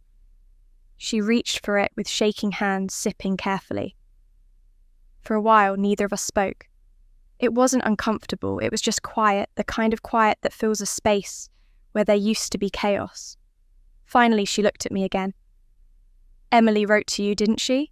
Yes, she told me she did, my mother said, almost smiling. She said you didn't write back. I wasn't ready, I said. Are you now? I don't know. She nodded, her gaze drifting toward the window. I lost both of you, she said softly. I spent my life trying to keep us together, and all I did was drive us apart. I wanted to tell her that she hadn't lost us, not completely, but that wouldn't have been true. Something had been lost, yes, but maybe it was the illusion of family, not the love itself. Love could still exist in broken shapes. She stood then, moving slowly, her body stiff. I should go, she said. I just needed to see you, to say the words out loud. I nodded. I read your letter. Her breath caught. And I understand, I said simply. That's all I can give you right now. She nodded again, tears slipping down her face. That's more than I deserve. I followed her to the door. She paused there, turning back to look at me one last time. You're stronger than I ever was, she said. Maybe that's what I was afraid of all along. I didn't respond. I just opened the door and let her step into the light. She hesitated on the threshold, then reached out, almost touching my arm before pulling her hand back. Goodbye, Rachel, she whispered.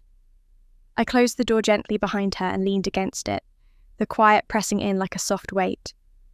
Through the thin wood, I could hear her footsteps fade down the hall, slow and uncertain.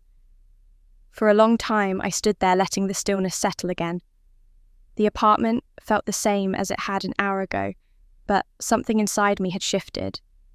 The anger that once lived there was gone. What remained wasn't forgiveness, not yet, but peace. I walked to the window and watched the street below. People moved through their own small lives, unaware that a lifetime's worth of secrets had just been spoken into the air. I whispered to the empty room, my voice steady, almost tender. You taught me silence, Mum, I said. Now hear it back. 2 weeks passed before I heard anything more from my mother. I spent those days moving through quiet routines, writing, working, walking along the coast when the air was cool enough to clear my thoughts. For the first time in years, my life felt still. Not perfect, not healed, but balanced. Every morning, the sun rose over the same grey-blue horizon, and I thought maybe this is what peace is supposed to feel like, not the absence of pain, but the ability to breathe through it. Then one morning my phone buzzed with a number I didn't recognise. I almost ignored it, assuming it was another journalist chasing a follow-up story. But something instinct maybe made me answer. Rachel. The voice on the other end was trembling. It took me only a moment to recognise it. Emily, she sniffed hard, trying to steady herself. Yeah, I'm sorry to call like this. I didn't know who else to talk to. What's wrong? There was a pause, then a small broken laugh.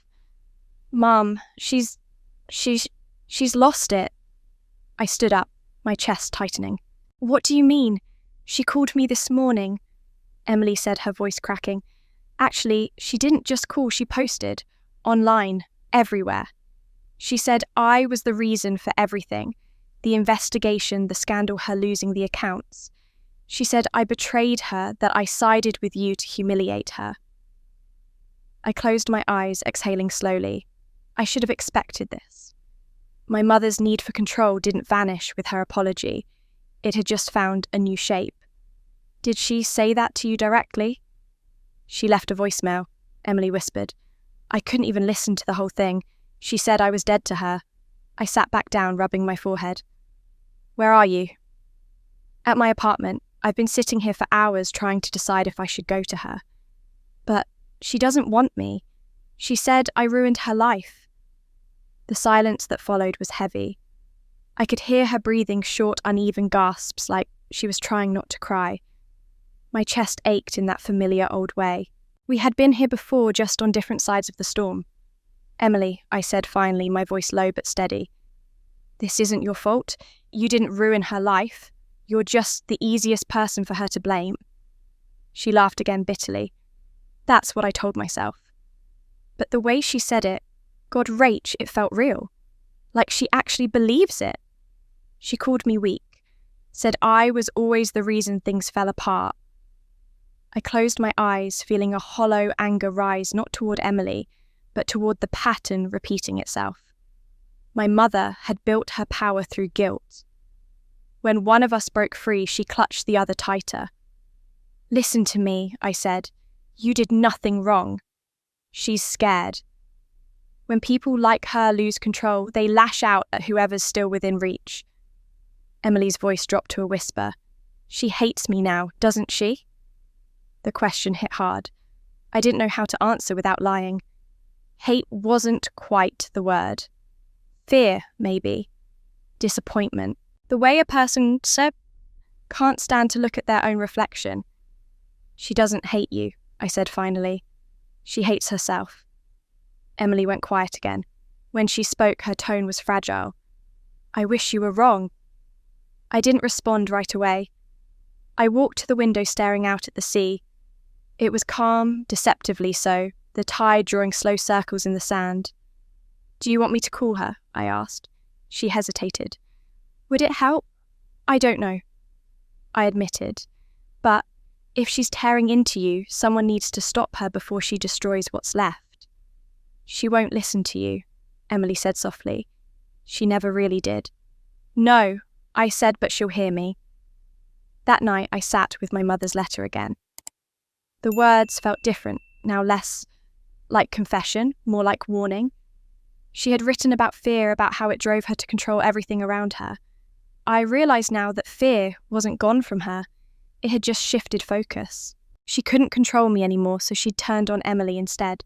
She needed someone to carry the blame, someone to absorb the chaos she couldn't bear to face herself. I thought about calling her right then, but stopped to myself. You can't reason with a storm when it's still raging. You have to wait for the wind to tire itself out. 2 days later, Emily called again. This time she was crying so hard I could barely understand her. She came to my office, she managed between breaths. In person, she told my boss I was unstable, that I'd stolen from her. She said I'd betrayed our family's name. My heart clenched. Emily, listen to me. Pack a bag and leave. Stay somewhere else tonight. I'll handle Mum. No, she said quickly, panic in her voice. Please don't make it worse. If she finds out I called you again.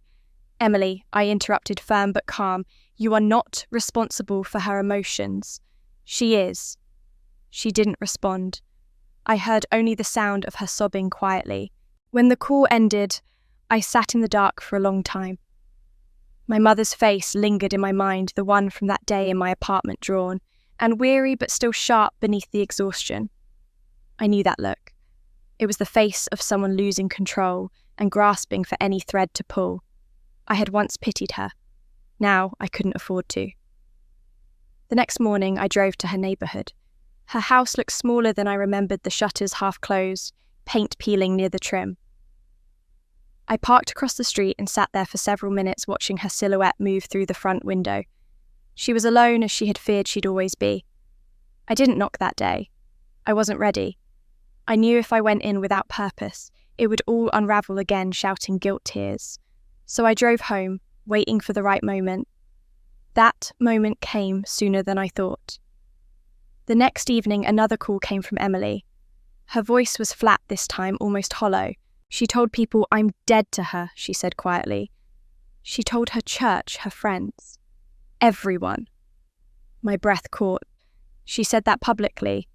Yes, the anger that rose in me wasn't loud. It was slow, deliberate, like a tide creeping inland. My mother had crossed from hurting herself to destroying someone else's name, someone still fragile from the wreck she'd left behind. Emily, I said softly, I'll take care of it. How? She whispered. I don't know yet, I said, but I will. After we hung up, I sat in the dark again, only this time I didn't feel stillness. I felt resolve, the kind I used to see in her eyes when she thought she could shape the world to her will. Only now it wasn't about control, it was about protection. I thought of my father, the man she'd once loved enough to lose herself for. I thought of Emily, who had spent her whole life chasing approval that could never be earned. And I thought of myself, of the girl who had learned to stay silent so peace could survive another day. That girl was gone. I stood up, grabbed my coat, and stepped into the cool night air.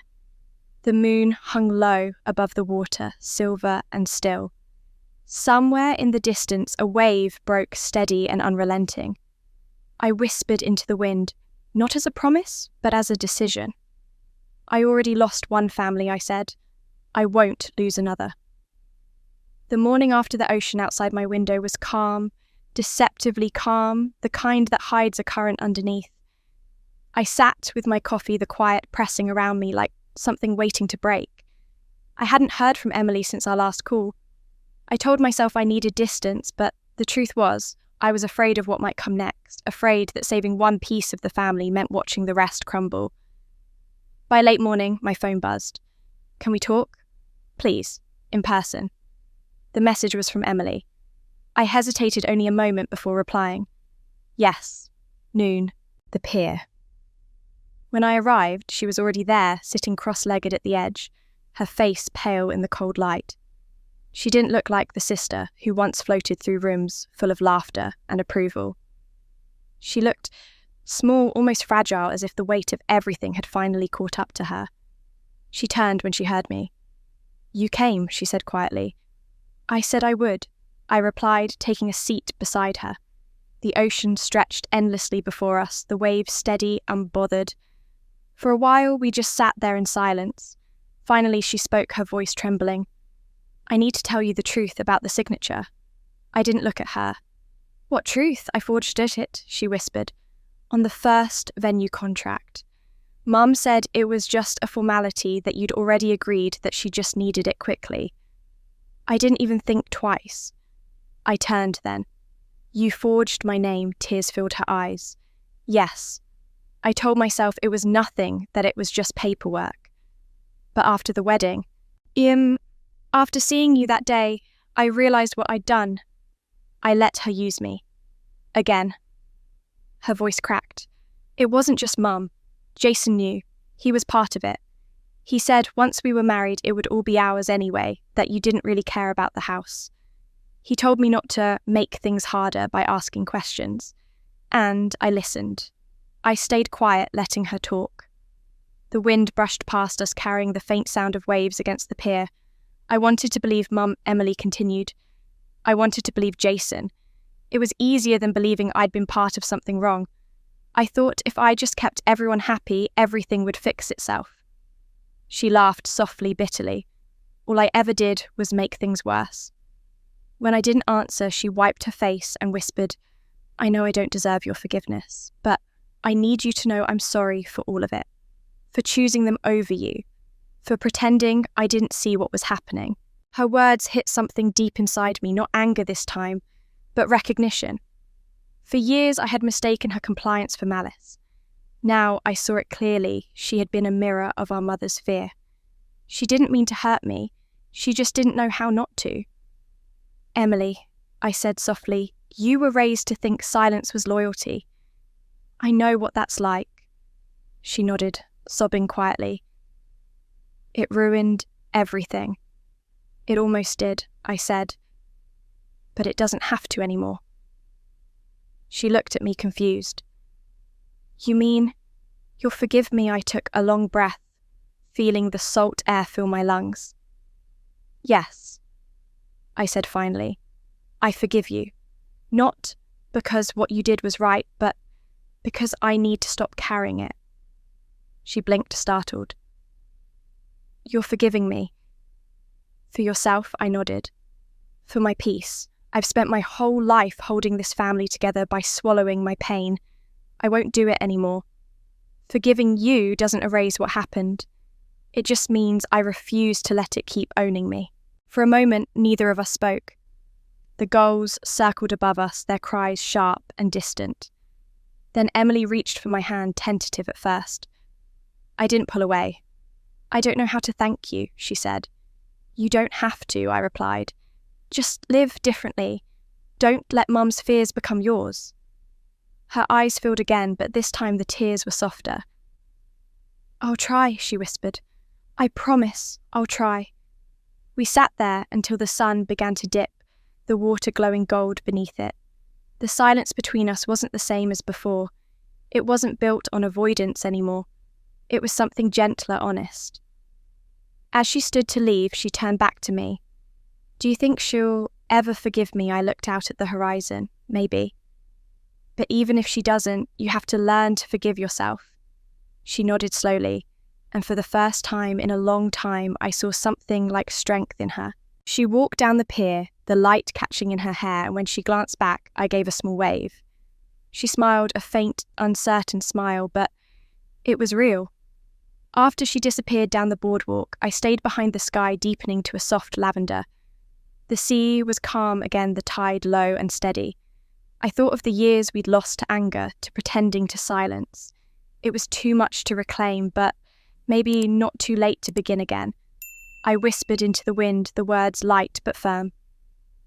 I forgive you, I said, feeling them settle inside me like something unclenched. Because I deserve peace. A week later, Emily called again. Her voice sounded steadier this time, lighter, as if the confession on the pier had given her room to breathe. I want to see the house, she said. Just once. The new owners said I could stop by. Would you come with me? For a moment, I didn't answer. I hadn't been back since I sold it. The thought of standing there again, where everything had fallen apart, made my stomach tighten. But then I remembered the way her voice had broken on that pier and how she'd looked at me like a sister again, not an enemy. All right, I said quietly. Let's go. The day was bright and still when we arrived. The air carried that familiar ocean smell, salt and sun-warmed driftwood.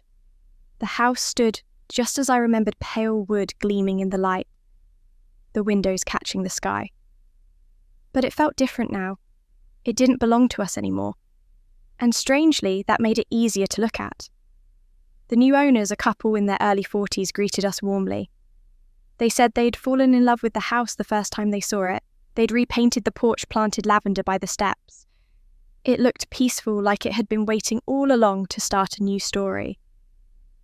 I smiled as they spoke, feeling no resentment, just relief. After a few polite exchanges, they offered to let us walk along the beach.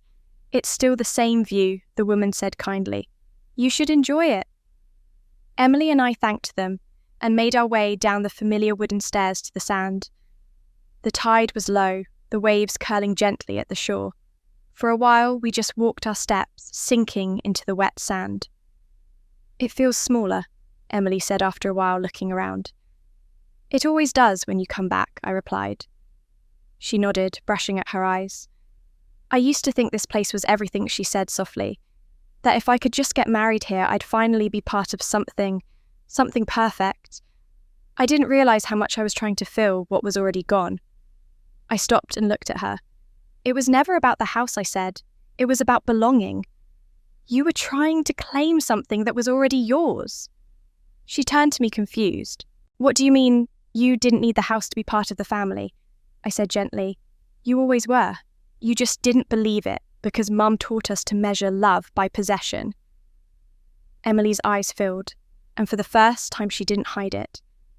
"I think I wanted her approval so badly that I didn't care who it hurt," she whispered. I touched her arm lightly. "You're not the only one who did." We stood there for a while, the water lapping at our feet, the wind tugging at our hair. Around us, the sound of the waves filled the spaces words couldn't reach. There was something healing in that sound, steady, forgiving.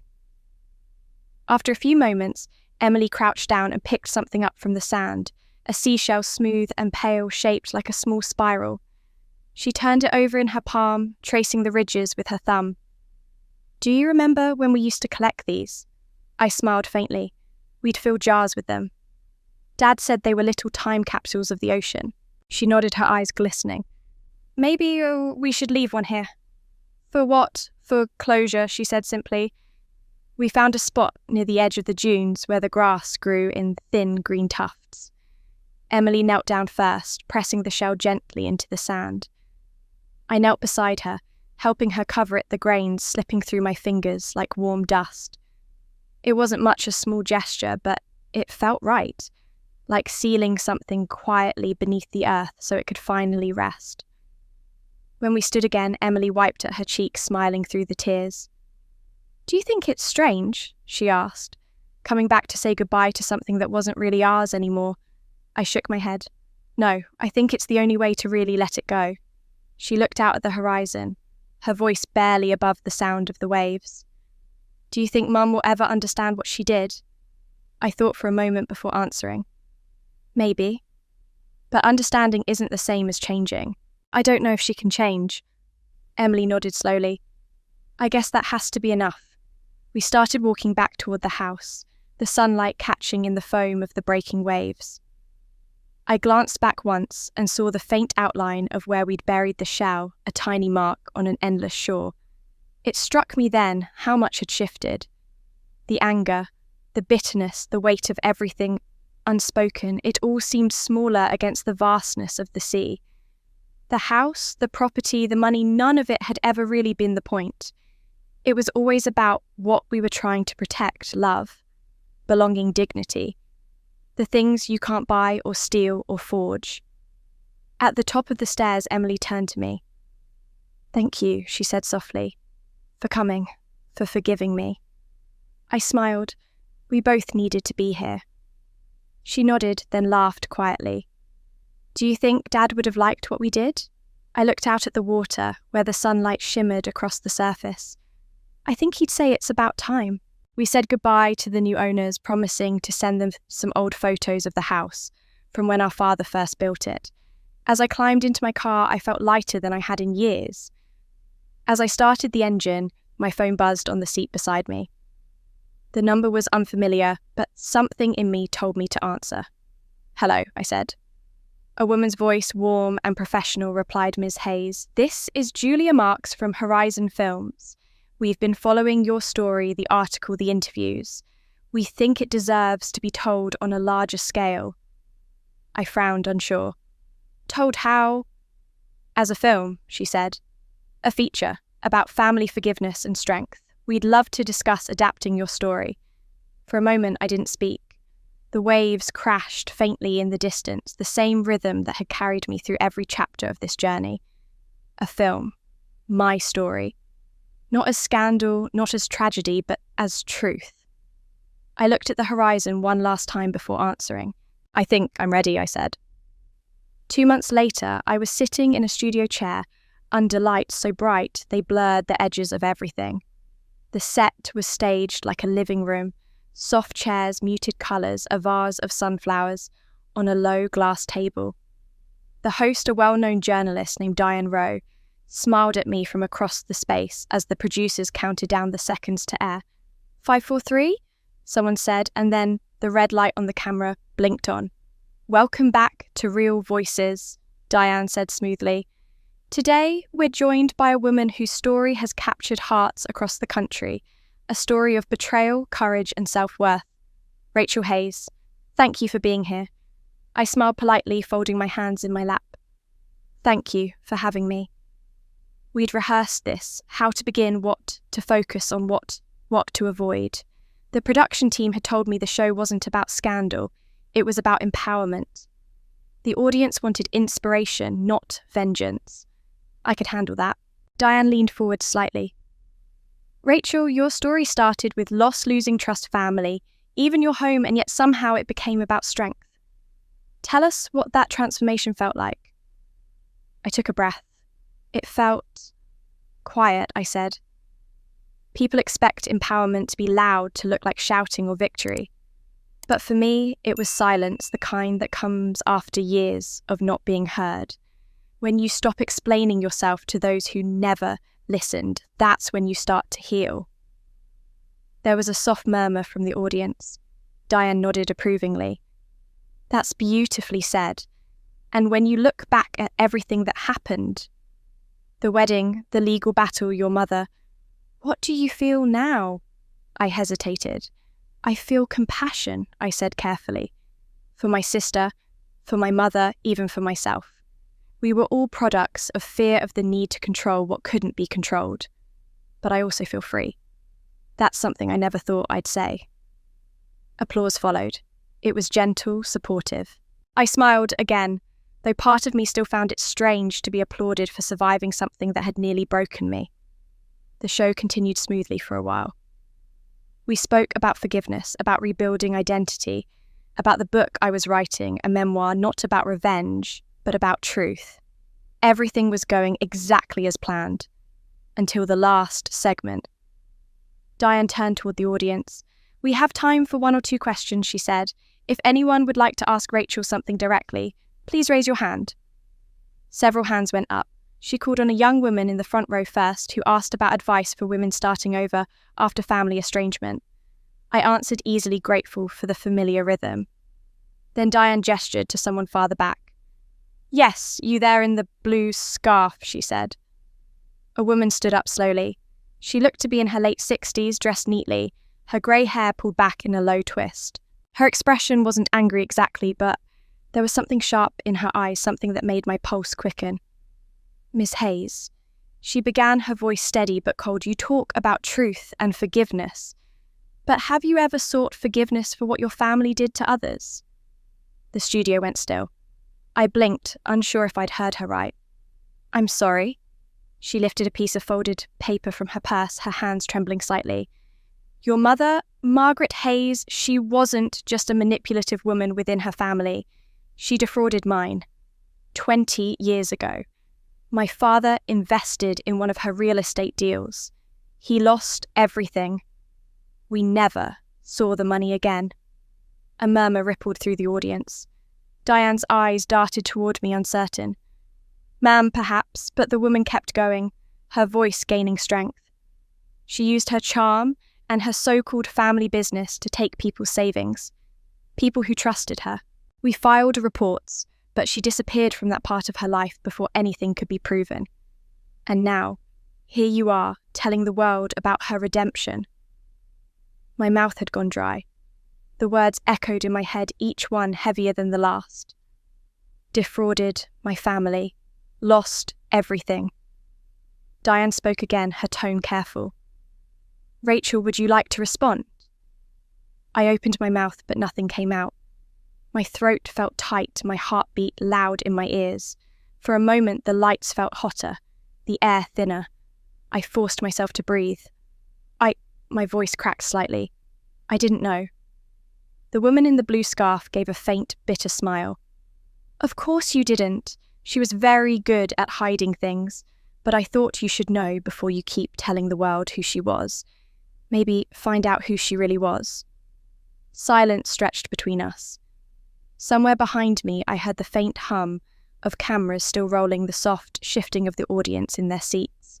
Finally, Diane cleared her throat and gestured gently. Thank you for your question, she said quickly. We'll take a brief break. The red light on the camera went dark. The audience began murmuring again, low and restless. Diane leaned closer to me, her voice quiet. Are you all right? I nodded faintly.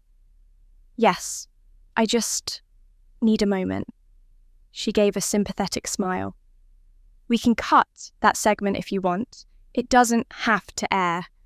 But I barely heard her. My thoughts were spinning too fast. Fraud, real estate, 20 years ago. That would have been right after my father died, when my mother had started rebuilding her life. Or so I'd thought. The timeline lined up almost perfectly. The producer came over, touching my shoulder lightly. Miss Hayes, we can take you to the green room if you need water. I stood slowly, still feeling the room tilt slightly around me. My voice came out softer than I expected. No, I think I'm okay. I just need air. I stepped outside the studio doors into the hallway, the buzz of voices fading behind me. The air was cool, sterile, and for the first time in months, I felt that old, familiar weight settle back over me, the one I'd thought I'd left behind. If what that woman said was true, then my mother's letter, the confession I'd clung to as her redemption, was only part of the story. There were other lies, deeper ones she hadn't been brave enough to tell. I pressed my hand to my chest, steadying my breath. My reflection in the glass door stared back, composed on the outside, but trembling underneath. In that moment, a thought surfaced, quiet but sharp enough to cut through the haze. Who was my mother? Really? For days after the talk show, that question followed me everywhere. It crept into my dreams. It hovered behind my eyes when I tried to write it, lived in the quiet moments when the ocean wind rattled the windows of my apartment. The producers called twice to check if I was all right. I told them I was fine, but it wasn't true. I felt like I was standing in a house I'd already rebuilt, only to realise the foundation might still be cracked. It didn't take long for the story to spread. A clip from the show leaked online within 24 hours. The moment when the woman in the blue scarf stood up, her voice steady, my expression freezing, was replayed across every platform. Rachel Hayes confronted with family's dark past, one headline read. The hidden crimes of Margaret Hayes, another said. The internet dissected every second of my reaction, analysing my silence as guilt, denial, or shock. I tried not to read the comments, but curiosity always won. Some people pitied me. Others accused me of profiting from my mother's sins. There were threads of speculation, screenshots of old property records, half-truths mixed with facts. And then, as if pulled by gravity, journalists began digging deeper. Within a week, a full exposé hit the news. Margaret Hayes, widow, socialite, grieving mother, turned entrepreneur, had been under quiet investigation years earlier for investment fraud. 3 families had lost their savings through her failed real estate ventures. 2 filed complaints that went nowhere after she settled privately. The third, the family of the woman from the show, had been silenced by legal manoeuvring and shame. Seeing her name in print again alongside words like deceit and exploitation was like seeing a ghost crawl back into daylight. But it wasn't a stranger's story. It was mine too. I was her daughter, the one who had defended her when people whispered, who had believed she was just misunderstood. Emily called me the night the story broke. Have you talked to her? She asked. No, I said. Not yet. She's not answering me either, Emily said quietly. She must be hiding. Or ashamed. She's both, I said. That's what she's always been. There was a pause. Are you okay? I don't know, I said truthfully. I thought I'd finished this. I thought I'd already found peace with her. But now it feels like I never even knew who she was. Emily hesitated. Maybe she doesn't know either. The next morning, my phone rang. The caller ID read unknown number, but I knew it was her. I answered anyway. Rachel, she said. Her voice was low, roughened by exhaustion. You saw it, yes? I suppose there's nothing left to hide. I didn't respond. The silence stretched until she filled it herself. I always told myself I did it to protect us, she said. But I didn't. I did it to survive. I was drowning after your father died and people were circling like vultures. I took money I thought I could replace. I told myself it was temporary. It never was. Her breath caught like she was holding back tears. I destroyed good people's lives. I ruined families who trusted me. And I convinced myself it was necessary. That's how it started, one lie at a time. You tell yourself it's for love, for security, but it's just fear wearing a prettier dress. I closed my eyes. I'd wanted answers, but hearing them didn't bring relief, just a hollow kind of understanding. Why didn't you tell me, I asked? Because I wanted you to have a version of me that wasn't ugly, she said. And because once you tell one lie, every truth after it sounds like a plea. The line went quiet for a moment. I could hear her breathing. I don't expect forgiveness, she said finally. I just want peace. Her words hit me harder than I expected. Not because they surprised me, but because I realized I had wanted the same thing all along. Peace. The one thing neither of us had ever been brave enough to claim without destroying something first. Mum, I said quietly, peace doesn't come from asking for it. I know, she whispered, but maybe it starts with saying the truth out loud. We both stayed silent for a long time. I imagined her in some small rented room, somewhere the curtains drawn her world finally smaller than her lies. And for the first time, I didn't feel hatred. I didn't even feel pity. Just the quiet recognition that she was human, deeply, tragically human. Do you remember when Dad used to take us to the tide pools? I asked suddenly. There was a soft, surprised laugh on the line. Of course, you always collected the shells. Emily just splashed around. He said the water always returns, I said, no matter how far it pulls back. She didn't answer right away, but when she did, her voice broke. I wish I'd believed that sooner. After the call, I sat by the window for a long time staring at the sea. The headlines kept scrolling across the television, but I muted them. The story wasn't mine to carry anymore. Let the world dissect it, analyse it, condemn it. I had lived it, that was enough. The next morning, the networks ran another follow-up. Margaret Hayes speaks out. I take responsibility. In a brief written statement, she acknowledged the old fraud cases and confirmed that she would cooperate with investigators. She didn't make excuses this time. There were no defences, no polished charm, no pretense, just a single closing line that caught in my chest when I read it. My daughter taught me that peace begins where excuses end. It was the first time she had ever credited me for anything that wasn't tied to duty or shame. And somehow, that mattered. For the rest of the day, I didn't take any calls. I walked along the beach instead, the same stretch of shore that had witnessed every version of me, angry, broken, forgiving. The wind carried salt and quiet. I thought about all the people my mother had hurt, all the ones I could never apologise to on her behalf. I thought about Emily, who had finally stopped trying to earn love through loyalty. And I thought about myself, the woman who had spent most of her life mistaking endurance for peace. As the tide came in, I knelt and let the water wash over my hands. The ocean was cold, grounding. It reminded me of how small I was compared to the vastness of everything that came before and would come after. I whispered softly, "Peace begins where excuses end." And, for the first time, I felt what she must have meant. Peace wasn't a gift someone else could give you. It was the moment you stopped running from your own truth. It was early evening when Emily called again. Her voice sounded softer than I'd heard in years, like the tension that had always lived behind her words was finally gone. "Mum wants to see us," she said. I paused, unsure if I'd heard her right. "She wants to see both of us." "Yes, she said she'd understand if we said no, but..." Emily hesitated, then added quietly, "I think she just wants one more dinner." Nothing big, just us. I looked out the window. The horizon was fading into gold and lavender, the kind of light that always reminded me of endings that didn't hurt anymore. For a moment, I thought about saying no about protecting the peace I had finally built, but something in Emily's voice made me realize that maybe this was the last thing we all needed to do. "All right," I said. "Tell her I'll come."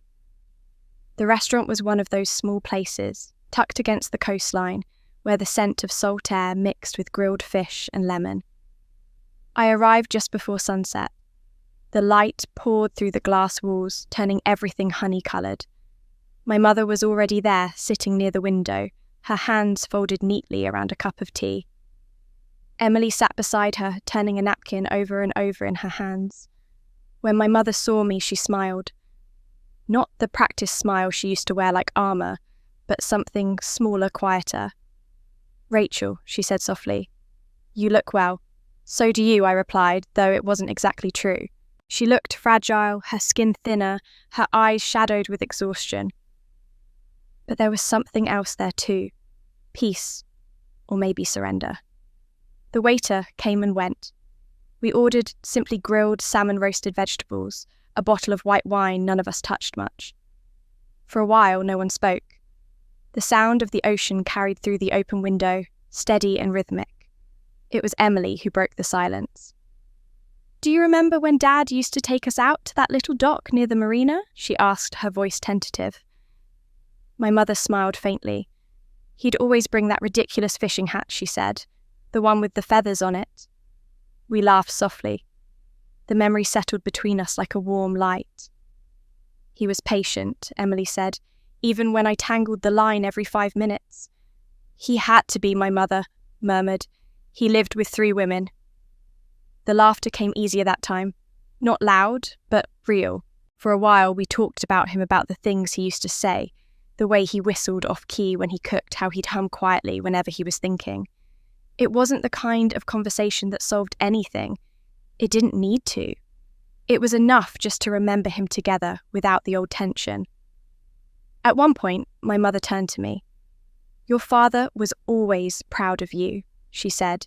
"He used to tell me that you'd be the one to carry peace into this family." I didn't understand it then.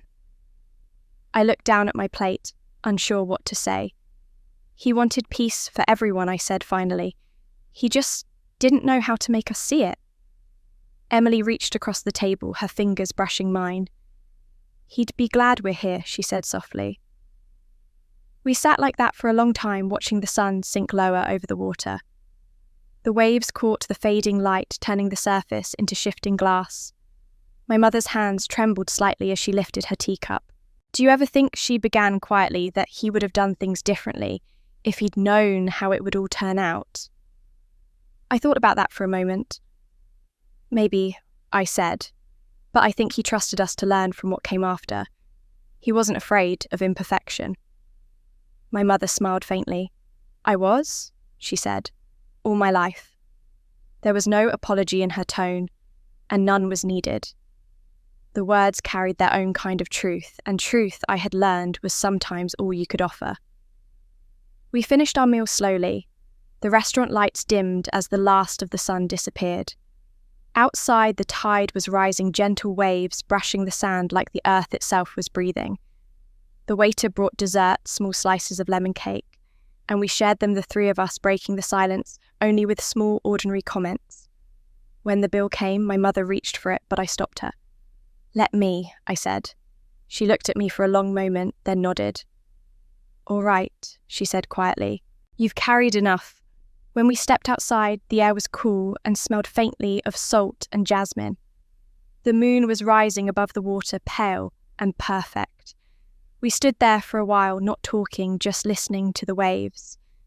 Emily linked her arm through mine, resting her head briefly on my shoulder. "I think this is what Dad meant by peace," she said. "Maybe it is," I said. My mother stood beside us, her gaze fixed on the horizon. Her face looked softer in the moonlight, the sharpness of her features eased by the glow. For the first time, she didn't look like the woman who had ruled my life. She just looked like herself, tired, human, but still standing. "I don't know what comes next," she said softly. "None of us do," I said. "That's what makes it bearable." We watched the last streaks of colour fade from the sky. The water shimmered in silver, the sound of it constant, eternal. For once there was no anger beneath the silence, only quiet understanding, the kind that doesn't demand words. Eventually, Emily turned toward the car and my mother followed. I stayed behind for a moment, my feet sinking into the cool sand. The wind rose slightly, carrying with it the faint scent of salt and pine. For a second, I thought I heard something, a whisper, carried on the breeze so soft I almost missed it. "You kept your peace," it said. I turned, half expecting someone behind me, but there was only the sea, endless and calm. I closed my eyes, letting the sound of it fill me. Whether it was memory or imagination, it didn't matter. I knew that voice anywhere. My father's. The next morning, the sound of the ocean was soft and steady outside my window, the way it had been every morning since I moved here.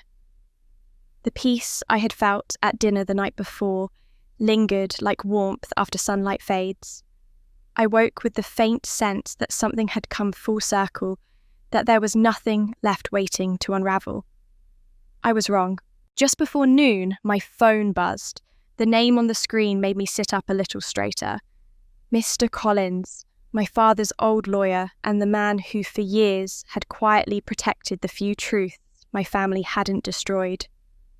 "Rachel," he said when I answered his voice, as measured and kind as ever. "I'm sorry to bother you, but there's something I believe you should see. It concerns your father's will." I felt my stomach tighten. The will? But that was settled years ago. Yes, it was, he said, or so I thought. But during an office review, we discovered a missing page from one of your father's letters, the one he left with the will. It must have been misplaced in an old file. Would you be willing to come by and read it? I believe it's meant for you. I hesitated. After everything that had happened after the house, my mother's revelations, the years of silence, I thought I had heard everything my father could possibly say. But something in Mr. Collins's voice made me curious and a little afraid. "Yes," I said finally. "I'll come." The drive to his office took less than an hour. The same narrow road wound along the coast cliffs, rising on one side, the sea stretching endlessly on the other. The wind was sharp, but clear, the kind that makes you feel alive, even as it chills you. When I arrived, McCollins greeted me at the door himself. He looked older, but his eyes were still steady and kind. His office smelled faintly of paper and cedar polish, just as I remembered. "Thank you for coming," he said, gesturing to a chair. "I know this must be unexpected." He reached into a leather folder on his desk and pulled out a single sheet of paper, yellowed slightly with age. "Your father wrote this as part of his original letter. It was tucked into a separate envelope marked for Rachel only. Somehow, it never made it into your copy." I stared at it for a moment, my pulse quickening. "You're sure it's his?" He nodded. "I verified the handwriting. I thought it best that you read it privately, but I'll stay here if you need me." I took the page carefully. The handwriting was unmistakable, my father's neat, deliberate script firm, even after illness had weakened him. The first line alone made my throat tighten. "My dearest Rachel." I read slowly, the words sinking into me like something warm and heavy all at once. "If you are reading this, then the decisions have already been made. You may not understand all of them now, but you will. Your mother wanted both your names on the deed. I did not allow it. I trusted only you. That trust was not born from favoritism, but from knowing your heart. You love quietly without needing to own. And because of that, you are the only one who can protect what love built." My eyes blurred. I stopped for a moment, pressing the page against my chest. He had known. Somehow, even then he had seen what was coming, the fights, the resentment, the way our family would fracture along the fault lines of pride and control. I forced myself to keep reading. "You will face anger for this. You may even doubt me for a time. But when that day comes, remember that peace is not won through silence. It is earned through truth, and truth is rarely gentle. I am leaving you, not just a house, but a lesson. Protect your peace, even from those you love most. The room seemed to blur around me. I could still hear his voice in the words, steady, calm, always more interested in what was right than what was easy. The last lines were shorter, written in a slower, uneven hand. If your mother ever tells you I failed her, believe her, I did. But I never failed you. You are the part of us that endures. When I reached the end, I couldn't read anymore. My vision swam as tears slipped down my cheeks. I didn't sob, not loudly, but the kind of quiet crying that comes from something breaking and healing at the same time. Collins waited silently, his hands folded on the desk. When I finally looked up, he said softly, "He knew what kind of woman you would become." I nodded, unable to speak at first. "He always saw too much," I whispered, "even the things I wasn't ready to see in myself." He smiled faintly. "Your father was a pragmatic man, but he believed in goodness. He knew it didn't always come from grand gestures, it came from persistence, from people like you." I folded the letter carefully and slipped it back into the envelope. My hands were trembling. "Why now?" I asked. "Why find this now after everything that—" Mr. Collins leaned back, slightly, his expression thoughtful. "Perhaps some things don't surface until we're ready to understand them." Outside the window, the ocean shimmered in the distance, the afternoon sun turning the surface silver. I watched the light move across the water, remembering all the times I had sat on the balcony of the beach house wondering if my father would be proud of the woman I'd become. I realised now that pride wasn't the point. Understanding was. He had known that peace wouldn't come from inheriting something, it would come from learning how to let it go. I stood thanking Mr. Collins for his time. He pressed my hand gently before I left. "He loved you deeply, Rachel," he said. "You were his compass." The drive home felt lighter than the one there. I rolled the windows down, letting the wind rush through the car. The letter lay on the seat beside me, heavy but comforting, like proof that everything, every hardship, every silence, every act of defiance had led me exactly where I was meant to be. When I got home, I sat by the window overlooking the water. The sun was setting, the sky painted in streaks of amber and rose. I unfolded the letter once more and read the last line again, my father's words fading slightly but still firm. "You are the part of us that endures." I held it to my heart and whispered, "You didn't save me, Dad. You taught me to save myself." The wind moved softly through the open window, brushing against my cheek like an answer. The ocean has a sound that's different when life finally slows down. It isn't the wild crash that used to echo through the nights at my old beach house, or the restless murmur that used to fill my mind when I couldn't sleep. It's quieter now, like a steady heartbeat beneath everything else. I hear it every morning from my little cabin by the coast. It's been 2 years since everything settled, the scandal, the revelations, the interviews that came and went. People still occasionally write to me, though. Most of them don't want gossip anymore. They want guidance. They want to know how to forgive or how to start again when forgiveness isn't possible. I live alone, by choice, in a place that looks out on the same sea I grew up near, though miles away from the one that once carried my family's chaos. My cabin is small, 2 rooms and a porch that catches the morning sun. It smells of pine and salt, and in the evenings, when the tide draws close, I can hear the waves kiss the rocks beneath the window. Most days I write. I finished my first book, a memoir that wasn't really about revenge or loss, but about rediscovery, and now I'm halfway through my second. This one is different. It's not about me at all. It's about the quiet strength of people who rebuild one small truth at a time. I've learned that peace isn't the absence of noise. It's what remains when the noise no longer controls you. Emily visits sometimes. She has a steady job again working for a small non-profit that helps single mothers find housing. She seems lighter now, her laughter unburdened, her eyes no longer darting for approval. We talk about everything and nothing the way we used to talk before we learned what silence could cost. Mum Margaret lives in a modest retirement home about 40 minutes away. She calls occasionally. Our conversations are simple. She tells me about the garden there, about the small joys of growing something again. We don't talk about the past anymore. We don't need to. Some wounds heal best, without being named every time they ache. I visit when I can, bringing her books and flowers. Every time I leave, she says the same thing. You look more like your father every day, and for once, I think she means it as a blessing. I still have his letter framed now, above my desk. Sometimes when I read it, I imagine his voice again, the calm, steady tone that could make even the hardest truths feel bearable. It reminds me that love in its purest form isn't about sheltering someone from the storm. It's about teaching them to stand in the rain without drowning. Today, the sea is calm. The air smells of salt and warm sand. The sun has just started to dip, stretching light across the water. I sit at my desk with my pen poised over paper, the same habit I've kept for years, writing before sunset, when the world feels honest and soft. There's a knock at the door. It's unusual. Visitors are rare out here. Most people send letters instead. When I open it, a young woman stands there, no older than 20, maybe 21. Her hair is windswept, her cheeks flushed from the walk up the path. She's holding a book in her hands. My book. I'm sorry to bother you, she says quickly, a little breathless.